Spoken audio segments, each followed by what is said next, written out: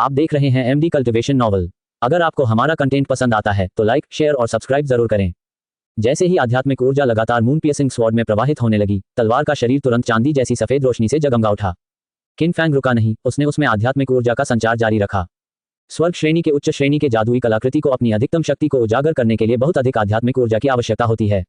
हालांकि इसका तुरंत उपयोग किया जा सकता था, किन फैंग ने मून पियर्सिंग स्वॉर्ड की शक्ति को यथासंभव बढ़ाने के लिए अधिक आध्यात्मिक ऊर्जा डालने का फैसला किया। भिनभिनाहट, भिनभिनाहट, भिनभिनाहट। मून पियर्सिंग स्वॉर्ड लगातार कंपन कर रही थी और किन फैंग ने महसूस किया कि उसकी चीसी में मौजूद आध्यात्मिक ची का 2/3 हिस्सा पलक झपकते ही खत्म हो गया। बस इतना ही काफी है। एक विचार के साथ ही मून पियर्सिंग स्वॉर्ड ने तुरंत उस लोहे की जंजीर की ओर वार किया जिस पर ताइजू ने अभी अभी हमला किया था। क्लैंग, एक तीखी आवाज के साथ ताबीज से खुदी हुई लोहे की जंजीर पल भर में 2 टुकड़ों में कट गई। कटी हुई सतह चिकनी और सपाट थी और मून पियर्सिंग स्वॉर्ड पूरी तरह से सुरक्षित थी। स्वर्ग श्रेणी की उच्च श्रेणी की उड़ने वाली तलवार से यही उम्मीद थी। किन फैंग बेहद खुश हुआ और उसने मून पियर्सिंग स्वॉर्ड को नियंत्रित करते हुए अगले पर वार करना जारी रखा, जिससे लोहे की जंजीरें एक के बाद एक कटती चली गईं। 10,000 राक्षसों के कड़ाहे से अधिकाधिक काली शैतानी ऊर्जा निकली और ताइजू ने 10,000 आत्माओं के ध्वज को नियंत्रित करके एक शक्तिशाली खिंचाव उत्पन्न किया, जिससे सारी शैतानी ऊर्जा सीधे उसमें समा गई। ताइजू का चेहरा लाल हो गया और उसने किन फैंग पर चिल्लाते हुए कहा, फैंगे, जल्दी करो, मैं अब और बर्दाश्त नहीं कर सकता। ये देखकर किन फैंग ने और समय बर्बाद न करने का फैसला किया और उड़ने वाली तलवार को नियंत्रित करने के लिए अपनी शेष सारी आध्यात्मिक शक्ति का तुरंत उपयोग किया। Clang, clang, clang. बची हुई कुछ लोहे की जंजीरें भी काट दी गईं और 10,000 राक्षसों के कड़ाहे के भीतर से तुरंत अनगिनत गर्जना की आवाजें आने लगी, साथ ही अंदर से भयानक काली धुंध फूटने लगी। ताइजू ने हाथ बढ़ाकर उसकी छाती पर वार किया, उसके तेज नाखूनों ने तुरंत उसकी त्वचा को भेद दिया और उसके दिल को चीर दिया। हृदय से खून तुरंत बाहर निकला और सारा खून 10,000 आत्माओं के बैनर पर फैल गया। बूम, पलक झपकते ही 10,000 आत्माओं का पूरा बैनर लगातार कांपने लगा और उससे भी अधिक शक्तिशाली खिंचाव उत्पन्न हो गया। जैसे ही 10,000 राक्षसों के कड़ाहे से मानवाकार काली गैसें बाहर निकली, वे तुरंत 10,000 आत्माओं के ध्वज में समा गईं, जैसे एक बोतल से पानी दूसरी बोतल में डाला जाता है।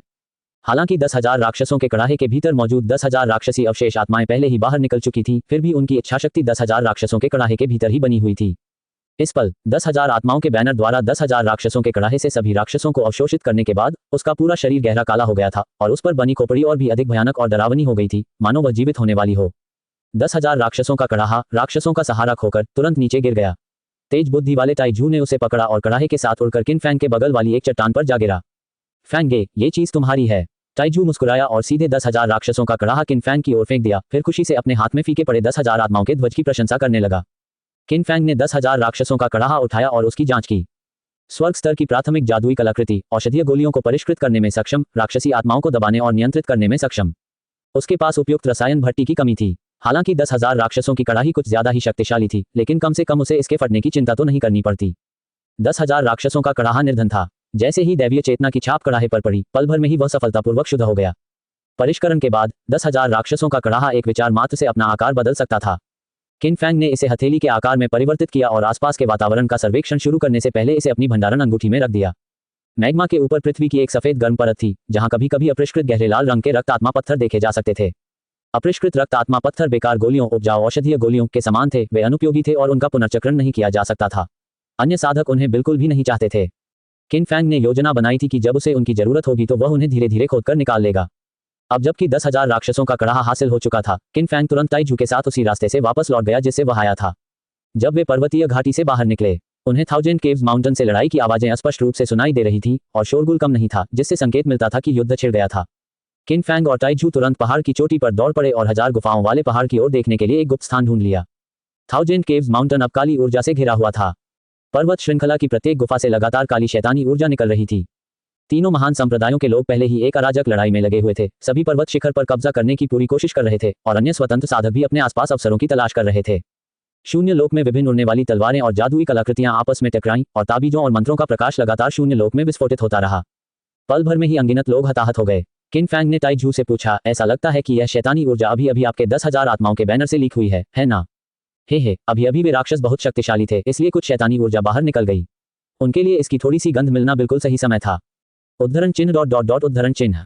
किन फैंग को संप्रदाय के मामलों में कोई दिलचस्पी नहीं थी, लेकिन फिर भी उसने उत्सुकतावश भूतनी संत के बारे में कुछ सवाल पूछे। हालांकि इस सवाल ने किन फैंग के विश्व दृष्टिकोण को चकनाचूर कर दिया, क्योंकि भूतनी संत बिल्कुल भी मनुष्य नहीं थी, बल्कि भूत राजा संप्रदाय द्वारा अपनी पूरी शक्ति से पोषित एक भूत राजा थी। उनके साथ द्वैत साधना करके इनको अवशोषित करना और यान की पूर्ति करना बाधाओं को दूर करने में सहायक हो सकता है और यहाँ तक कि जीवन को लंबा भी कर सकता है। चांगशेंग तलवार संप्रदाय के ग्रैंड एल्डर द्वारा भूतनी चुड़ैल सेंतनी का अपहरण निश्चित रूप से लोगों के लिए बुराई को खत्म करने के उद्देश्य से नहीं किया गया था। टाइजू ने चांगशेंग तलवार संप्रदाय के बारे में भी कुछ सवाल पूछे। दोनों पहाड़ की चोटी पर बैठ गए और कुछ देर तक देखते रहे, फिर कोई अवसर न मिलने पर वे दोनों वहां से चले गए। एक भूत राजा संप्रदाय में लौट गया और दूसरा वो न्यू पर्वत पर लौट गया। जिस तरह से साथ अधिकाधिक लोग 1000 गुफाओं वाले पर्वत की ओर बढ़ रहे थे, अनगिनत मुक्त साधक खून की गंध सूंघने वाले जानवरों की तरह बिजली की गति से 1000 गुफाओं वाले पर्वत की ओर दौड़ पड़े। काले वस्त्र में लिपटे किनफैंग ने अपनी लकड़ी की आत्मा वाली नाव को धीरे धीरे वापस चलाया और रास्ते में पहाड़ी जंगल से बोतलों में कुछ विषैला धुआं इकट्ठा किया। वो न्यू पर्वत की ओर वापसी। किनफैंग ने तुरंत पृथ्वी आत्मा वानर को मुक्त कर दिया। अपने चारों ओर प्रचुर आध्यात्मिक ऊर्जा और गुफा के बगल में स्थित 10,000 साल पुराने आध्यात्मिक चाय के पेड़ को देखकर दुबला पतला पृथ्वी आत्मा वाला वानर तुरंत उत्साह से अपनी छाती पीटने लगा। उसने लापरवाही से एक आत्मा पोषण की गोली फेंक दी। पृथ्वी आत्मा वानर ने उसे पकड़ लिया, झट से अपने मुंह में भर लिया और संतुष्टि का भाव दिखाया। किनफैंग ने उससे कहा, अब से यही हमारा घर होगा। जब तक तुम आज्ञाकारी रहोगे, जीवन और बेहतर होता जाएगा। अगर तुम अवज्ञा करोगे तो मैं बंदर का दिमाग खाऊंगा, समझे? वो हालांकि पृथ्वी की आत्मा वानर को यह समझ नहीं आया कि बंदरों का दिमाग खाने का क्या मतलब है, फिर भी उसने आज्ञाकारी भाव से सिर हिलाया। ठीक है, जाओ खेतों से खरपतवार निकालो। ये औषधीय जड़ी बूटियों के खेत पूरी तरह से हमारे हैं। किनफैंग ने अनायास ही अमर गुफा के सामने स्थित औषधीय जड़ी बूटी के खेतों की ओर इशारा किया, उसे काम सौंपा और फिर उत्सुकता से अमर गुफा में लौट गया। किंगहिवार की यह यात्रा फलदायी रही, जिससे स्वर्ग श्रेणी का एक प्रारंभिक 10,000 दानव कड़ाही, अर्धनिर्मित रक्त आत्मा पत्थर, एक पृथ्वी आत्मा वानर और पशु राजा वृक्ष के मूल प्राप्त हुए। इनमें से रक्त आत्मा पत्थर और पशु राजा वृक्ष के मूल तत्व आत्मा पत्थर से भी खरीदना मुश्किल था। इन दोनों वस्तुओं को निकालने के बाद किनफैंग ने तुरंत इनका संश्लेषण शुरू कर दिया। स्क्रैप ब्लड स्पिरिट स्टोन साधारण बेकार लगता है और वास्तव में बेकार है। इसका संश्लेषण किया जा सकता है। निम्न रक्त आत्मा पत्थर। दो प्रकार के अर्धनिर्मित रक्त आत्मा पत्थर थे, जो क्रमशः मध्य श्रेणी के आत्मा पत्थर और निम्न श्रेणी के आत्मा पत्थर से बने थे, लेकिन संश्लेषण प्रक्रिया समान थी। निम्न श्रेणी का रक्त आत्मा पत्थर, घटिया रक्त आत्मा पत्थर, उत्तम रक्त आत्मा पत्थर। परफेक्ट ब्लड स्पिरिट स्टोन के संश्लेषण के बाद पाठ में दिखाया गया कि इसका संश्लेषण अब संभव नहीं है। संपूर्ण रक्त आत्मा पत्थर उपयोग के बाद जीवन काल में 1 वर्ष की वृद्धि कर सकता है, शारीरिक शक्ति बढ़ा सकता है और रक्त प्रवाह को स्फूर्ति प्रदान कर सकता है। यह अपने चरम पर पहुंच चुका है, इसे और संश्लेषित नहीं किया जा सकता। किनफैंग के पास निम्न श्रेणी के स्पिरिट स्टोन से बना एक रक्त स्पिरिट स्टोन था। यह पूरी तरह से गहरे लाल रंग का था, क्रिस्टल की तरह, जिसके अंदर गहरे लाल रंग का तरल पदार्थ बह रहा था। रक्त आत्मा पत्थर को पकड़े हुए और अपनी साधना तकनीक का प्रयोग करते हुए उसने तुरंत अपनी हथेली से एक प्रचंड जीवन शक्ति का संचार महसूस किया। पलक झपकते ही भीतर की जीवन शक्ति पूरी तरह से समाहित हो गई और रक्त आत्मा पत्थर भी एक साधारण फीके पत्थर में बदल गया। रक्त आत्मा पत्थर को अवशोषित करने के बाद किनफैंग ने अपनी शक्ति में थोड़ी वृद्धि महसूस की और उसके शरीर और रक्त ऊर्जा में भी कुछ वृद्धि हुई। जहां तक जीवन काल की बात है, उसे कुछ भी महसूस नहीं हुआ। सिंथेसिस बार में दिए गए टेक्स्ट के अनुसार एक निम्न श्रेणी का ब्लड स्पिरिट स्टोन जीवन काल को 1 वर्ष तक बढ़ा सकता है और एक मध्यम श्रेणी का ब्लड स्पिरिट स्टोन जीवन काल को 5 वर्ष तक बढ़ा सकता है। किनफैंग ने सभी रक्त आत्मा पत्थरों को सीधे अपने भंडारण वलय में रख दिया और अगली बार यान्यू टॉवर जाते समय अपनी बड़ी बहन और टाइजू को कुछ पत्थर देने की योजना बनाई। इससे पहले जब 10,000 राक्षसों का कड़ाहा प्राप्त करते समय टाइजू को 10,000 आत्माओं के ध्वज में अपने हृदय का रक्त प्रवाहित करते हुए देखकर किनफैंग को लगा कि एक राक्षसी साधक होना एक उच्च जोखिम वाला पेशा है और यदि उनकी जीवन शक्ति स्थिर नहीं है तो अंततः वे पूरी तरह से सूख जाएंगे। वह एक साधक था और साथ ही युवा भी था, इसलिए उसे जीवनकाल या शारीरिक बनावट के बारे में कोई चिंता नहीं थी। लेकिन किन युए और टाइजू अलग थे, एक मार्शल आर्ट का अभ्यास करता था और दूसरा एक राक्षसी साधक था। दोनों ही मूल रूप से अपनी ताकत हासिल करने के लिए अपने शरीर का अत्यधिक उपयोग करते थे। सभी रक्त आत्मा पत्थरों को हटा दिया गया और फिर सभी आत्मा पोषण गोलियां और उन्नत आत्मा पोषण पैलेट्स का संश्लेषण किया गया। अंत में किनफैंग ने छोटी लकड़ी की पेटी निकाली और उसमें से 3 बीस्ट किंग ट्री कोर निकाले। बीस्ट किंग ट्री कोर यह एक प्राचीन वृक्ष का मूल है जो 10,000 वर्षों से ऐसे स्थान पर विकसित हुआ है जहां प्रचुर मात्रा में पक्षी और जीव जंतु तथा समृद्ध आध्यात्मिक ऊर्जा मौजूद है। मिट्टी में दबाने पर यह जड़ पकड़ लेता है और अंकुरित हो जाता है, जिससे बीस्ट किंग ट्री बनने की संभावना रहती है। इसे संश्लेषित किया जा सकता है। Beast king tree seed. Beast king tree seed हर 100 साल में एक बार खिलता है, हर 100 साल में एक बार फल देता है। Beast king fruit spirit beast की क्षमता को उत्तेजित कर सकता है और उसकी योग्यता में सुधार कर सकता है। यह अपने चरम पर पहुंच चुका है, इसे और संश्लेषित नहीं किया जा सकता। बचे हुए बीस्ट किंग ट्री के मूल भाग को देखकर किनफैंग की आंखों में खेद के भाव दिखाई दिए। यह अफसोस की बात थी कि केवल 3 ही कोर थे, अगर एक और होता तो वह 2 बीस्ट किंग ट्री सीड्स का संश्लेषण कर सकता था। मूल्यवानता के संदर्भ में ये दानव राजा वृक्ष का बीज 10,000 राक्षसों के कड़ाहे से भी कहीं अधिक दुर्लभ था। इस पल 10,000 साल पुराना स्पिरिट टी ट्री पहले ही अमर गुफा के बाईं ओर लगाया जा चुका था। किनफैंग ने मोटे तौर पर जमीन का चयन किया और अंत में स्पिरिट टी ट्री से 3 झांक की दूरी पर बीस्ट किंग ट्री सीड बो दिया। बीज को मिट्टी में दबाने के बाद किनफैंग ने मानव श्रेणी के मध्यम श्रेणी के आध्यात्मिक पौधे के तरल के सभी 6 बैरल को संश्लेषित करके 2 बैरल में बदल दिया। एक हाई ग्रेड, एक टॉप ग्रेड। उच्च श्रेणी का आध्यात्मिक पौधा तरल जब प्रतिदिन एक बार पानी दिया जाता है तो विकास चक्र को 130 दिनों तक बढ़ा सकता है। मानव श्रेणी के शीर्ष श्रेणी के आध्यात्मिक पौधे का तरल पदार्थ समग्र रूप से साफ और पारदर्शी दिखता था, जैसे पहाड़ के झरने का पानी जिससे हल्की सुगंध निकलती थी। इसे दिन में केवल एक बार पानी देने की आवश्यकता होती थी और यह विकास चक्र को 180 दिनों तक बढ़ा सकता था, जिसका अर्थ है कि ये 2 दिनों में 1 वर्ष के सामान्य पौधे के विकास के बराबर वृद्धि प्राप्त कर सकता था। किन फैंग ने एक छोटा लकड़ी का चम्मच निकाला, उसमें से आधा चम्मच उच्च श्रेणी के आध्यात्मिक पौधे का तरल पदार्थ लिया और उसे उस छोटी सी मिट्टी के टीले पर डाल दिया जिसे उसने अभी अभी गाड़ा था। आध्यात्मिक पौधे का तरल पदार्थ धीरे धीरे मिट्टी में समा गया और बीज के चारों ओर से धीरे धीरे एक हल्की सफेद आध्यात्मिक ऊर्जा निकलने लगी। कुछ ही क्षण बाद एक कोमल अंकुर धीरे धीरे मिट्टी से बाहर निकला। यद्यपि उसकी गति बहुत धीमी थी, फिर भी उसे नंगी आंखों से देखा जा सकता था। किन फैंग ने अनायास ही कोमल अंकुर के चारों ओर एक प्रतिबंध लगाया, फिर थोड़ी देर सोचा और स्पिरिट ट्री पर भी एक प्रतिबंध लगा दिया। ये सब हो जाने के बाद किन फैंग ने अपनी बेनलेई उड़ने वाली तलवार निकाली और बाहर खुले मैदान में थंडरक्लैप तलवारबाजी का अभ्यास किया। अपनी नींव स्थापित करने की सफलता के बाद उनकी दिव्य चेतना और आध्यात्मिक ऊर्जा बहुत अधिक मजबूत हो गई थी और किन फैंग अब थंडरक्लैप स्वॉर्डप्ले का पूरी तरह से अभ्यास कर सकता था, जिससे उसकी दक्षता तेजी से बढ़ रही थी। उड़ने वाली तलवार लगातार शून्य लोक में विचरण करती रही, जहां भी वह जाती बिजली की चमक और गरजती हुई आवाजें गूंजती रहीं, मानो बिजली कड़क रही हो। थंडरक्लैप स्वॉर्डप्ले का एक सेट पूरा होते ही अर्थ स्पिरिट ऐप तुरंत दौड़कर आ गया। उसने अपने बगल में उगे दानव राजा के पेड़ के अंकुर को आश्चर्य से देखा, फिर औषधीय जड़ी बूटियों के खेत की ओर इशारा करते हुए बताया कि काम पूरा हो गया है। एक आध्यात्मिक पशु के रूप में ये खरपतवार और आध्यात्मिक औषधि के बीच स्पष्ट रूप से अंतर कर सकता था। इस समय औषधीय जड़ी बूटियों के खेत में घास नहीं थी, केवल हरी भरी औषधीय जड़ी बूटियां ही थीं। किन फैंग ने संतुष्टि से उसका सिर थपथपाया और फिर पूछा, क्या आप कुछ एडवांस चीजें खाना चाहते हैं? वो पृथ्वी आत्मा वानर ने तेजी से सिर हिलाया। किन फैंग ने आराम से मुट्ठी भर गहरे लाल रंग की औषधीय गोलियां निकाली, जिनमें से प्रत्येक पर 3 गोलियों के पैटर्न बने हुए थे। साधारण अवर्गीकृत आत्मा पोषण की गोलियां केवल एक आत्मा प्राणी के शरीर को ही मजबूत कर सकती थी, उनकी आध्यात्मिकता और बुद्धिमत्ता को उन्हें स्वयं ही समझना पड़ता था। दूसरी ओर किन फैंग ने सीधे तौर पर आत्मा पोषण की गोलियों को उच्चतम स्तर तक संश्लेषित किया, 3 पैटर्न वाली आत्मा पोषण की गोलियां। इससे शारीरिक शक्ति बढ़ती है और आध्यात्मिकता एवं बुद्धि में वृद्धि होती है। सबसे महत्वपूर्ण बात यह है कि इन्हें अधिक मात्रा में खाने से ये फटकर मर नहीं जाएंगे। ये स्पिरिट बीस्ट्स के पालन पोषण के लिए आवश्यक और उत्कृष्ट उत्पाद थे। आप देख रहे हैं एमडी कल्टिवेशन नॉवल। अगर आपको हमारा कंटेंट पसंद आता है तो लाइक, शेयर और सब्सक्राइब जरूर करें। वो जैसे ही 3 धारीदार आत्मा पोषण की गोली प्रकट हुई, पृथ्वी आत्मा वानर की आंखें तुरंत चमक उठीं और उसके मुंह में पानी आ गया। किन फैंग ने अपने भंडारण वलय से एक लकड़ी का पात्र निकाला, उसमें आत्मा पोषण की गोलियां डाली और उसे पृथ्वी आत्मा वानर के सामने रख दिया। खाओ। अनुमति मिलते ही पृथ्वी की आत्मा वाले वानर ने तुरंत आत्मा पोषण की गोलियों को पकड़ा और उन्हें अपने मुंह में ठूंस लिया, बिना चबाए ही उन्हें पूरा निगल गया। पलक झपकते ही 10 से अधिक औषधीय गोलियां खा ली गईं। खाने के बाद पृथ्वी आत्मा वानर उत्सुकता से घूरता रहा, मानो उसे और चाहिए हो, लेकिन किन फैंग ने फिलहाल उसे कुछ भी देने का इरादा नहीं किया, बल्कि 2 दिन इंतजार करके इसका असर देखने की योजना बनाई। आखिरकार स्पिरिट नर्चरिंग पिल शुरू में अपेक्षाकृत कम असर वाली गोली थी, इसलिए अगर इसका असर अच्छा नहीं होता तो वह अधिक उन्नत औषधीय गोलियों का इस्तेमाल करने लगता। पर्वत का चक्कर लगाने के बाद किन फैंग अपनी अमर गुफा में लौट आया और संश्लेषण शुरू करने के लिए अपनी भंडारण अंगूठी से 100 से अधिक प्रारंभिक सम्मोहन आत्मा संरचना के सेट निकाले। मध्यवर्ती आत्मा निर्माण सभा, उन्नत आत्मा निर्माण सभा, अल्पविराम, जुबानकुन डिवोरिंग हेवन फॉर्मेशन, स्वर्ग श्रेणी का सर्वोच्च श्रेणी का फॉर्मेशन। इसके संचालन के दौरान यह आध्यात्मिक ऊर्जा को एकत्रित करने के लिए शक्तिशाली खिंचाव उत्पन्न करता है। फॉर्मेशन के भीतर आध्यात्मिक ऊर्जा की सांद्रता बाहरी दुनिया की तुलना में 10 गुना अधिक हो सकती है और यह अधिकतम 300 मील के दायरे से आध्यात्मिक ऊर्जा को अवशोषित कर सकता है। ये पहले से ही शीर्ष स्तर पर है, इसे और आगे संश्लेषित नहीं किया जा सकता है। 10 गुना आध्यात्मिक ऊर्जा का अर्थ यह था कि 1 वर्ष की साधना अन्य साधकों के लिए 10 वर्षों के बराबर थी। ये देखने में भले ही मामूली लगे, लेकिन अगर इसे अत्यधिक समृद्ध आध्यात्मिक ऊर्जा वाले स्थान पर रखा जाए तो इसका प्रभाव काफी महत्वपूर्ण होगा। वर्तमान में वो न्यू पर्वत में आध्यात्मिक ऊर्जा का घनत्व बाहर की तुलना में पहले से ही 2 गुना था, साथ ही फॉर्मेशन की शक्ति में भी वृद्धि हुई थी।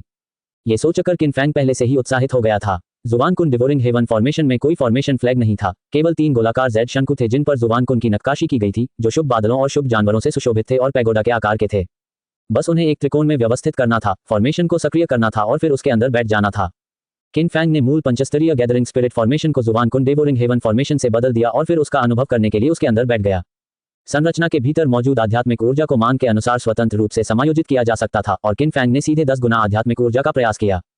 पलक झपकते ही तीनों जेड शंकुओं से प्रकाश निकल रहा था, जिससे केंद्र में एक सफेद शिवालय बन रहा था जो किन फैंग की रक्षा कर रहा था। शिवालय के भीतर आध्यात्मिक ऊर्जा प्रचुर मात्रा में थी और लगातार मजबूत होती जा रही थी। किन फैंग के इर्द गिर्द केंद्रित अमर गुफा, वो न्यू पर्वत और आसपास की पर्वत श्रृंखलाओं के भीतर जहां भी उसकी दिव्य चेतना पहुंच सकती थी, आध्यात्मिक ऊर्जा लगातार एकत्रित होती हुई देखी जा सकती थी। वह आध्यात्मिक ऊर्जा एक भंवर में मिलने वाले पानी की तरह थी, जो लगातार घूमती हुई वो न्यू पर्वत के चारों ओर एकत्रित हो रही थी। ये तो कुछ ज्यादा ही अमानवीय है। किन फैंग अंदर से तो हैरान था, लेकिन साथ ही थोड़ा असमंजस में भी था। साधना की यह गति भले ही तेज थी, लेकिन इसके पकड़े जाने का खतरा भी बहुत अधिक था। निरंतर परीक्षण के बाद किन फैंग ने अंततः 8 गुना गति से साधना करने का विकल्प चुना। यद्यपि फॉर्मेशन के संचालन के दौरान विसंगतियां अभी भी दिखाई देती थीं, वे केवल वो न्यू पर्वत के भीतर ही मौजूद थीं और बाहरी दुनिया को उनमें कोई बदलाव दिखाई नहीं देता था। अल्पविराम, अनजाने में ही 3 दिन बीत गए। इस दौरान दैनिक साधना के अलावा किन फैंग पशु राजा वृक्ष को आध्यात्मिक पौधे के तरल से सींचता था, पृथ्वी आत्मा वानर को पोषण की गोलियां खिलाता था और किताबें पढ़ता था। इस पल पृथ्वी की आत्मा वानर का आकार उसके पहली बार आने के समय की तुलना में पहले ही एक पूरा वृत्त बड़ा हो चुका था। 5 फीट लंबा ये जीव फर से ढका हुआ था, जिसका रूप प्यारा होने के साथ साथ कुछ हद तक पशुवत भी था, और इसकी आंखें लगातार आत्मा को पोषण देने वाली गोलियों की लालसा से जगमगा रही थीं। हालांकि बीस्ट किंग ट्री के पौधे की वृद्धि दर काफी धीमी थी। 4 दिनों तक स्पिरिचुअल प्लांट लिक्विड से पानी देने के बाद भी ये पौधा केवल 3 इंच लंबा ही हो पाया था, जिस पर 4 कोमल पत्तियां छिटपुट रूप से लटकी हुई थीं। औषधीय खेत के बगल में घास वाले क्षेत्र पर पृथ्वी आत्मा वानर इस समय हंसिया पकड़े घास काट रहा था, मानो वह अपना काम ठीक से कर रहा हो। किन फैंग ने कुछ समय बाद उसे भूमि जोतना, सिंचाई करना और आध्यात्मिक औषधि बोना सिखाने की योजना बनाई थी। जब वह संप्रदाय में नहीं था तो औषधीय क्षेत्र यूं ही खाली तो नहीं रह सकता था, है ना? ठीक तभी बाहर से एक संदेशवाहक ताबीज दागा गया। हाथ के इशारे से ही संचार ताबीज तुरंत उसकी पकड़ में आ गया और भीतर से 5वीं वरिष्ठ बहन की आवाज गूंज उठी। किन फैंग, क्या तुम वहां हो? मुझे तुमसे कुछ बात करनी है। गठन से बाहर निकलना। 5वीं वरिष्ठ बहन सुन युलान इस समय एक पेड़ के नीचे खड़ी थी और सामने स्थित दिंगशियांग पर्वत को उत्सुकता से देख रही थी। तभी किन फैंग उनके पास आया और उन्होंने अपना सिर घुमा लिया। किन फैंग ने हाथ जोड़कर प्रणाम किया। वरिष्ठ बहन, क्या आप मुझे ढूंढ रही थी? किन फैंग के शांत स्वभाव को देखकर सुन युलान ने तुरंत भौहें चढ़ाकर कहा, तुम आजकल संप्रदाय में नहीं आए हो। गुरुजी ने मुझे तुम्हें सूचित करने के लिए कहा है कि कल संप्रदाय में वापस आ जाओ। वे हमें औषधि नियंत्रण कला सिखाने वाले हैं। यह एक दुर्लभ अवसर है, इसलिए तुम अनुपस्थित नहीं रह सकते। रसायन शास्त्रियों के पास औषधीय गोलियों को परिष्कृत करने की तरकीबें भी थीं, लेकिन ऐसी चीजों को केवल सहज ज्ञान से ही समझा जा सकता था, स्पष्ट रूप से सिखाया नहीं जा सकता था, और समझने के लिए व्यक्तिगत अवलोकन की आवश्यकता होती थी। पिल कंट्रोल आज स्पष्ट रूप से गे गौदान की अनूठी गुप्त तकनीक थी। वरिष्ठ बहन, चिंता मत करो, मैं कल सुबह सबसे पहले संप्रदाय लौट आऊंगा और मुझे बिल्कुल भी देर नहीं होगी। ठीक है, तो मैं पहले जाता हूं, है ना? सुन युलान मुड़कर जाने ही वाली थी कि अचानक उसने अपना सिर फिर से घुमाया और गंभीर भाव से किन फैंग को घूरने लगी। क्या आपने नींव की स्थापना में सफलता हासिल की? महज एक संयोग। जब मुझे समय मिलेगा तो मैं तुम्हें ड्रिंक पिलाऊंगा। इतना कहकर उसने अपना उड़ने वाला जादुई यंत्र निकाला और जल्दी से चली गई। किन फैंग वहीं जड़वत खड़ा रह गया, उसके चेहरे पर थोड़ी हैरानी झलक रही थी। क्या उस बूढ़े गे गौदान ने मुझसे यह नहीं कहा था कि मैं बस जैसे तैसे काम चला लूं और किसी बात की चिंता न करूं? अब वह 5वीं वरिष्ठ बहन को संदेश देने के लिए भेज रहा है, इसका क्या मतलब है? हालांकि नाराज होने के बावजूद किन फैंग ने कल संप्रदाय में लौटने का फैसला किया, क्योंकि कुछ दिन पहले एक किताब पढ़ते समय किन फैंग ने एक प्राचीन ग्रंथ में चांगशेंग तलवार संप्रदाय का वर्णन देखा था। चांगशेंग तलवार संप्रदाय की वास्तव में मूल्यवान वस्तुएं चांगशेंग घास नहीं थी, बल्कि गुप्त विधियों द्वारा गढ़ी गई ही लकड़ी की तलवार थी, जो निम्न श्रेणी की जादुई कलाकृतियों को आसानी से काट सकती थी। ये वुड स्वॉर्ड अधिकांश फ्लाइंग स्वॉर्ड मैजिकल आर्टिफैक्ट्स के समान थी, लेकिन इसमें एक असाधारण लाभ था, आध्यात्मिक ऊर्जा का संचार किए बिना भी ये फ्लाइंग स्वॉर्ड की तीक्ष्णता प्राप्त कर सकती थी।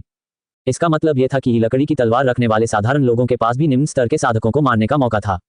जब किन फैंग ने ये लकड़ी की तलवार से संबंधित साहित्य देखा तो उसकी पहली प्रतिक्रिया उनमें से 2 तलवारें प्राप्त करने की थी, ताकि ये देखा जा सके कि क्या उन्हें संश्लेषित किया जा सकता है।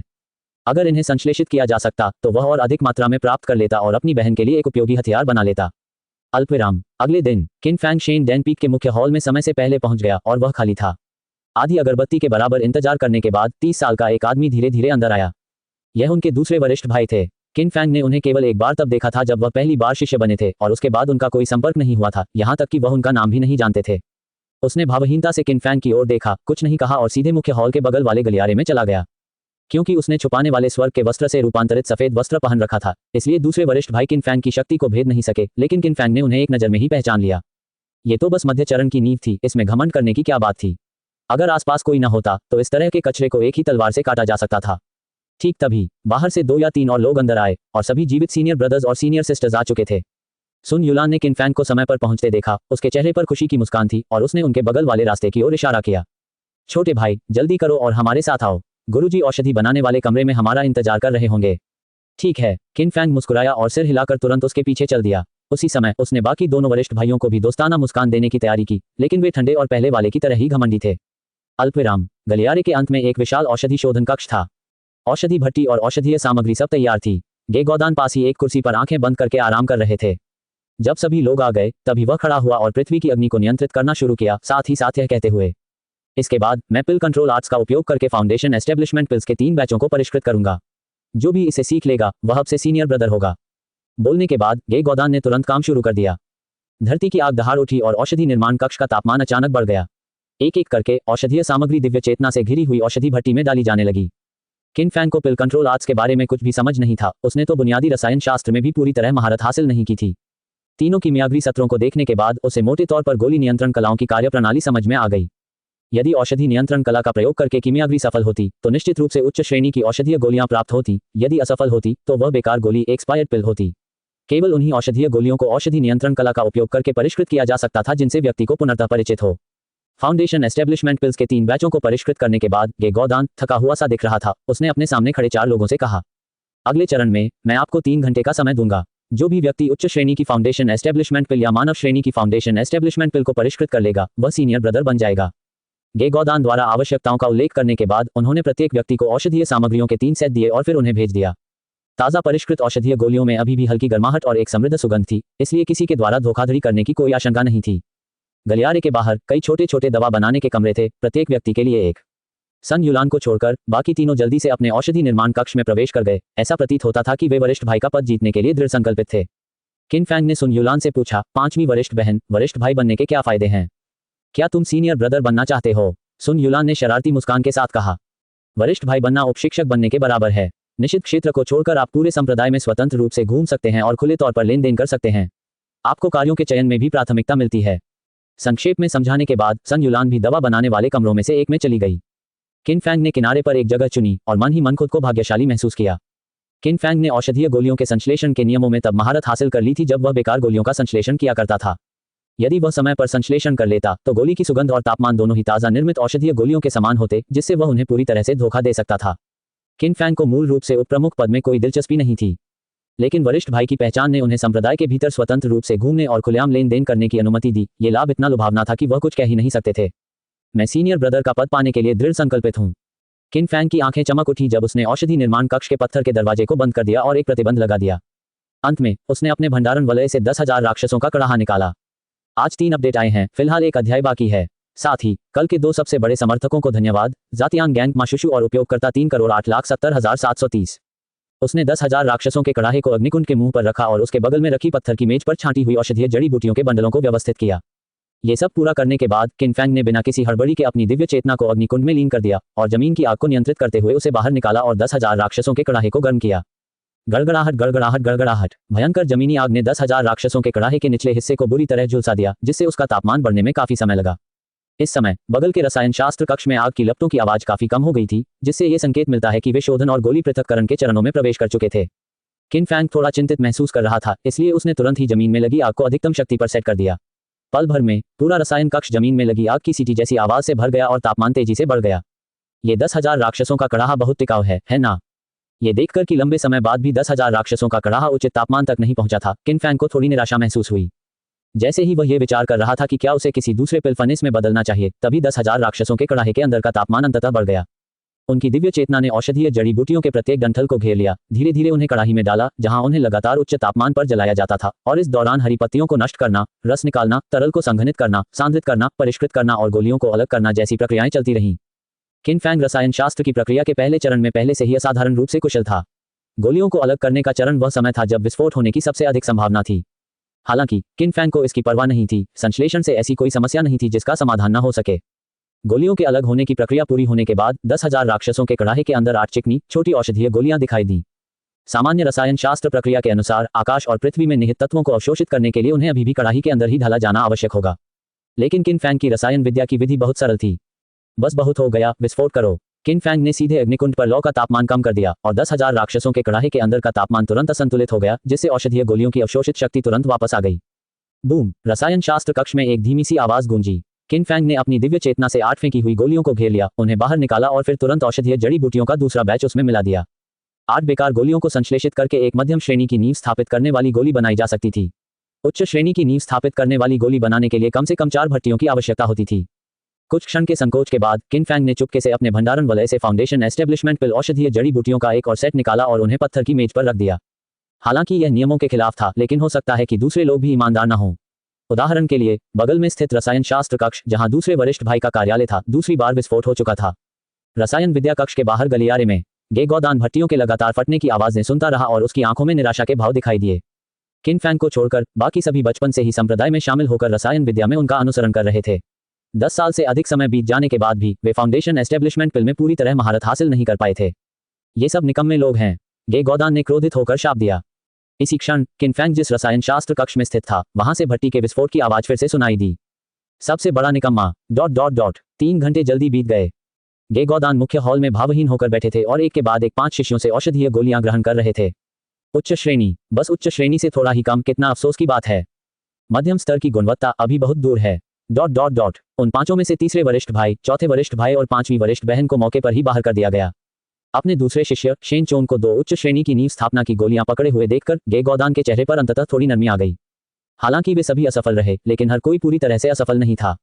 क्या तुम्हारा बारे में? गे गौदान पास आया और किन फैंग के हाथ में रखी औषधीय गोलियों को भावहीन ढंग से देखने लगा और उसकी आंखों में तुरंत आश्चर्य का भाव आ गया। बाकी बचे कुछ लोगों ने भी अपनी निगाहें उस ओर घुमा लीं।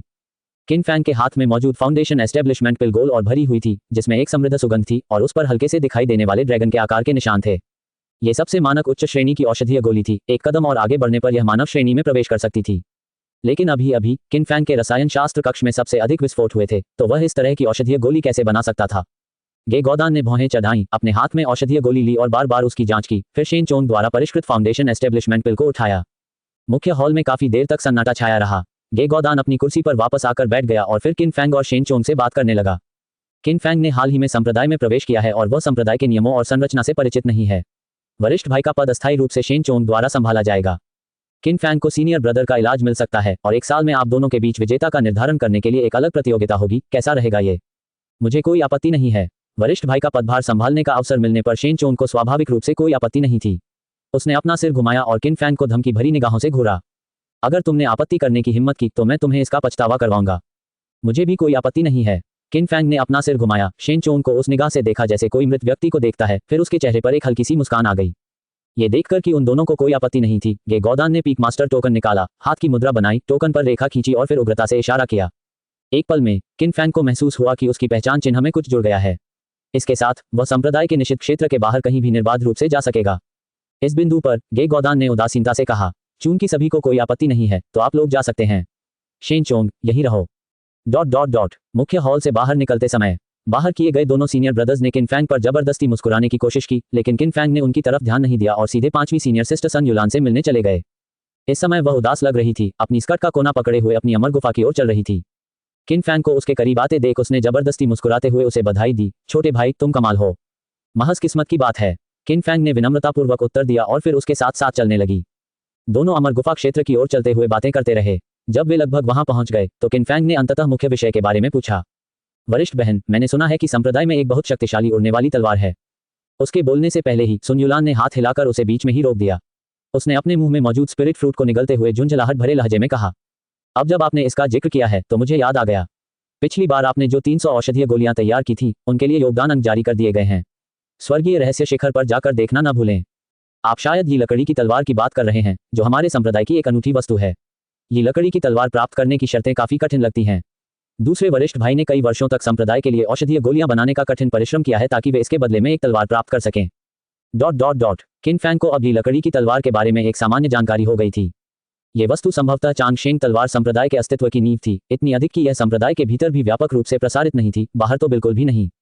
हालांकि जो चीज पैसों से नहीं खरीदी जा सकती वह उतनी ही कीमती होती है। 5वीं वरिष्ठ बहन को विदाई देने के बाद किन फैंग तुरंत पहाड़ से नीचे उतर गया। हेवनली मिस्ट्री पीक की अंक जारी करने की विधि बहुत ही खास थी, जिसमें कार्य की कठिनाई के आधार पर 4 अक्षरों का उपयोग किया जाता था, जिया, यी, बिंग और डिंग। इनमें से जिया को प्राप्त करना सबसे कठिन था और जिया स्तर के अंकों को बहुत ही दुर्लभ वस्तुओं के लिए भी बदला जा सकता था। उदाहरण के लिए, किसी पर्वत शिखर के बदले में किसी वस्तु का आदान प्रदान करके संप्रदाय शिखर स्वामी बनना और अपना स्वयं का गुट स्थापित करना, या मानव श्रेणी की औषधीय गोलियों के बदले में वस्तु का आदान प्रदान करना। ये लकड़ी की तलवार भी विनिमय के लिए उपलब्ध वस्तुओं में से एक थी। इससे पता चलता है कि यह तलवार कितनी दुर्लभ थी। कुछ देर तक संप्रदाय में घूमने के बाद किन फैंग फिर से फैटी वान को ढूंढने चला गया। उसने इस दौरान जमा हुई फेंकी हुई गोलियों को इकट्ठा किया और उसे निर्देश दिया कि वह उसके लिए ही वुडस्वॉर्ड के बारे में खबरों पर नजर रखे। एक निम्न श्रेणी की नींव स्थापित करने वाली गोली गिराने के बाद किन फैंग मुड़ा और संप्रदाय से बाहर निकल गया। वो नींव पर्वत की ओर वापसी डिंगशुली पास की पर्वत चोटी पर एक संरचना स्थापित कर रहा था। यह एक उन्नत मीजोंग सरणी की तरह दिखती थी। इस समय उसकी आभा बहुत कमजोर थी, मानो उसे कोई गंभीर चोट लगी हो। किन फैंग ने डिंगशुली के बगल में लकड़ी की आत्मा वाली नाव चलाई और पूछा, वरिष्ठ प्रशिक्षु बहन डिंग, क्या आप ठीक हैं? तुम फिर से संप्रदाय में लौट आए हो। डिंगशुली ने अपनी आंखों में एक अजीब भाव लिए हुए उस दिशा की ओर देखा जहां से किन फैंग आया था। क्या गलत? किन फैंग ने उसे असमंजस भरी नजरों से देखा। उसे हमेशा से ऐसा लगता था कि डिंगशुली आजकल और भी ज्यादा अजीब व्यवहार कर रही है। इसके अलावा उस घटना के बाद से ऐसा लगता था कि वह उसे संप्रदाय में शायद ही कभी लौटते हुए देखता था। किन फैंग के मूर्खतापूर्ण चेहरे को देखकर उसने आह भरी और कहा, दरअसल मैं चांगशेंग तलवार संप्रदाय में चांगशेंग घास चुराने के लिए ही दाखिल हुआ था। संयोगवश मैं अतिथि एल्डर बन गया। उस रात आपने मुझे अग्नि सर्प ताबीज दिया था। डिंगशुली ने उस रात की घटना का ब्यौरा देना शुरू किया।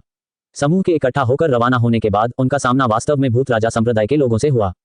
हालांकि दोनों पक्षों के बीच युद्ध नहीं हुआ। इसके बजाय अपने अपने संप्रदाय के प्रमुखों के नेतृत्व में वे एक घाटी में प्रवेश कर गए। घाटी में प्रवेश करते ही काले वस्त्र पहने और लंबी तलवारें लिए लोगों का एक समूह तुरंत बाहर निकला और दोनों संप्रदायों के लोगों का अंधाधुंध नरसंहार करने लगा, जबकि दोनों पक्षों के सबसे शक्तिशाली बुजुर्ग बस खड़े होकर तमाशा देखते रहे। डिंगशुली की अपनी ताकत कम नहीं थी, साथ ही अग्नि सर्प ताबीज भी शक्तिशाली था, जिसकी बदौलत उसे मुश्किल से वापस भागने का मौका मिला। जब वह इस बिंदु पर पहुंची, उसके चेहरे पर स्पष्ट रूप से प्रतिशोध का भाव झलक रहा था और उसने आक्रोश से कहा, बाहरी लोग चांगशेंग तलवार संप्रदाय को एक धार्मिक मार्ग संप्रदाय के रूप में देखते हैं, लेकिन उस रात मैंने स्पष्ट रूप से देखा भूत राजा संप्रदाय के लोग आत्माओं और दुष्ट ऊर्जा को विभाजित कर रहे थे, जबकि चांगशेंग तलवार संप्रदाय के लोग अभी अभी मरे हुए लोगों के दिलों से ताज़ा खून इकट्ठा कर रहे थे। किन फैंग ने उलझन में पूछा, वरिष्ठ बहन, आपको कैसे यकीन है कि वे हमारे चांगशेंग तलवार संप्रदाय के लोग थे? उन सभी के हाथों में ही लकड़ी की तलवारें थीं। मैंने इसे स्पष्ट रूप से देखा। बोलने के बाद डिंगशुली ने किन फैंग की प्रतिक्रिया को नजरअंदाज कर दिया और फॉर्मेशन को मजबूत करना जारी रखा। दूसरी ओर किन फैंग थोड़ा असमंजस में था। उसने पहले सोचा था कि भले ही चांगशेंग तलवार संप्रदाय धर्मी न हो, लेकिन वह दुष्ट भी नहीं है।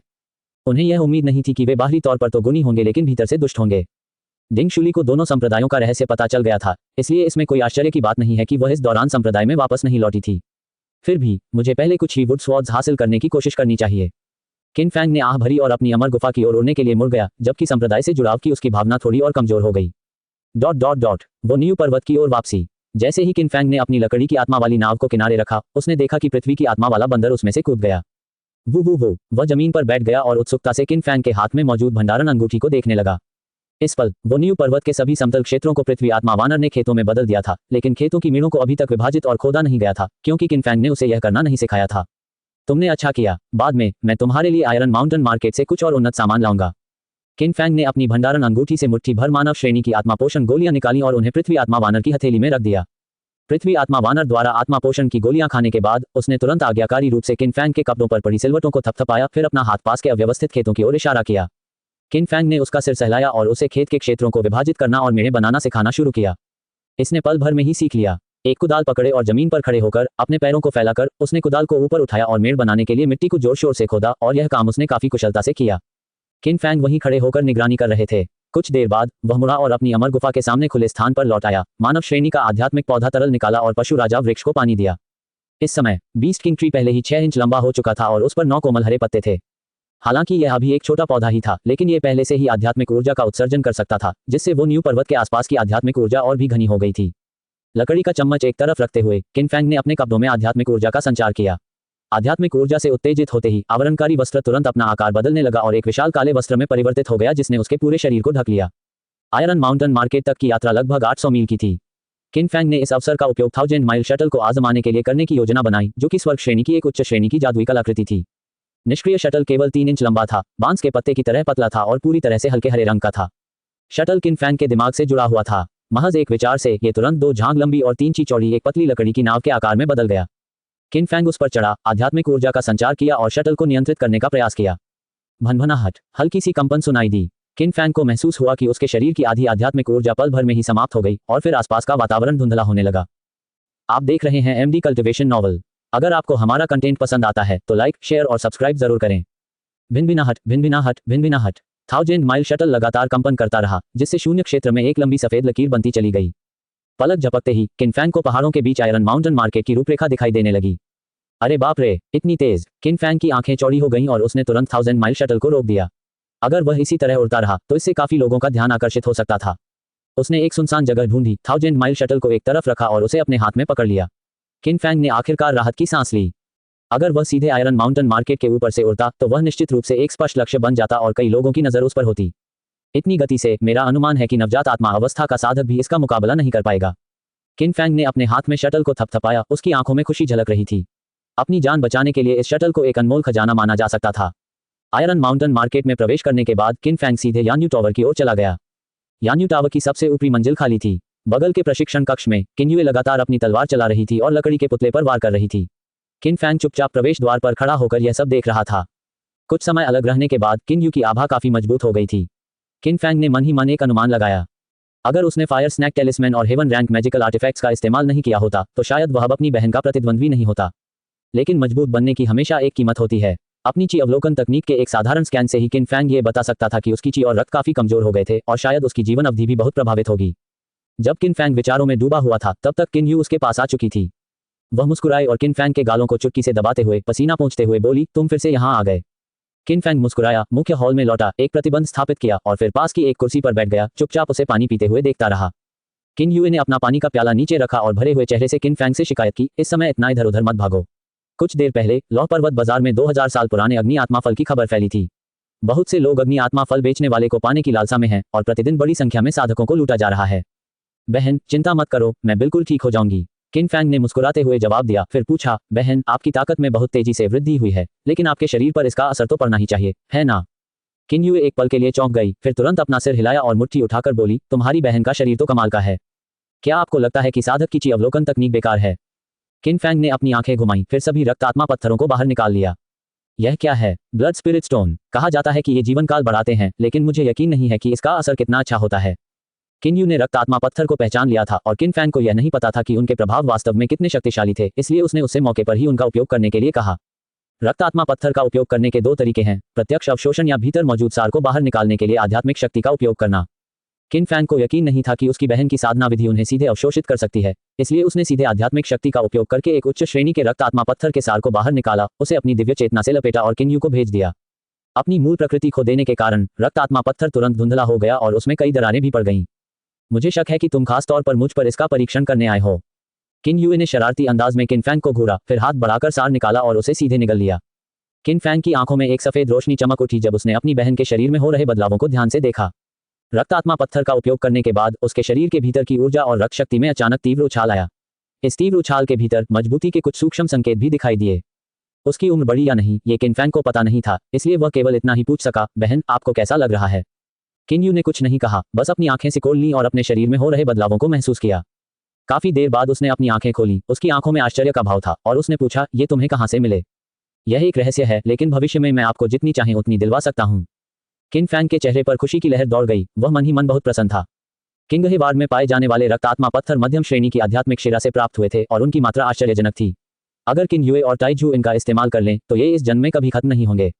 क्या अभी तुम्हारे मन में मुझसे कुछ राज हैं? किन यू ने आंखें घुमाई और फुसफुसाते हुए कहा, तुम कीमत बताओ, मैं यान्यू टावर से तुम्हें स्पिरिट स्टोन दिलवा दूंगी।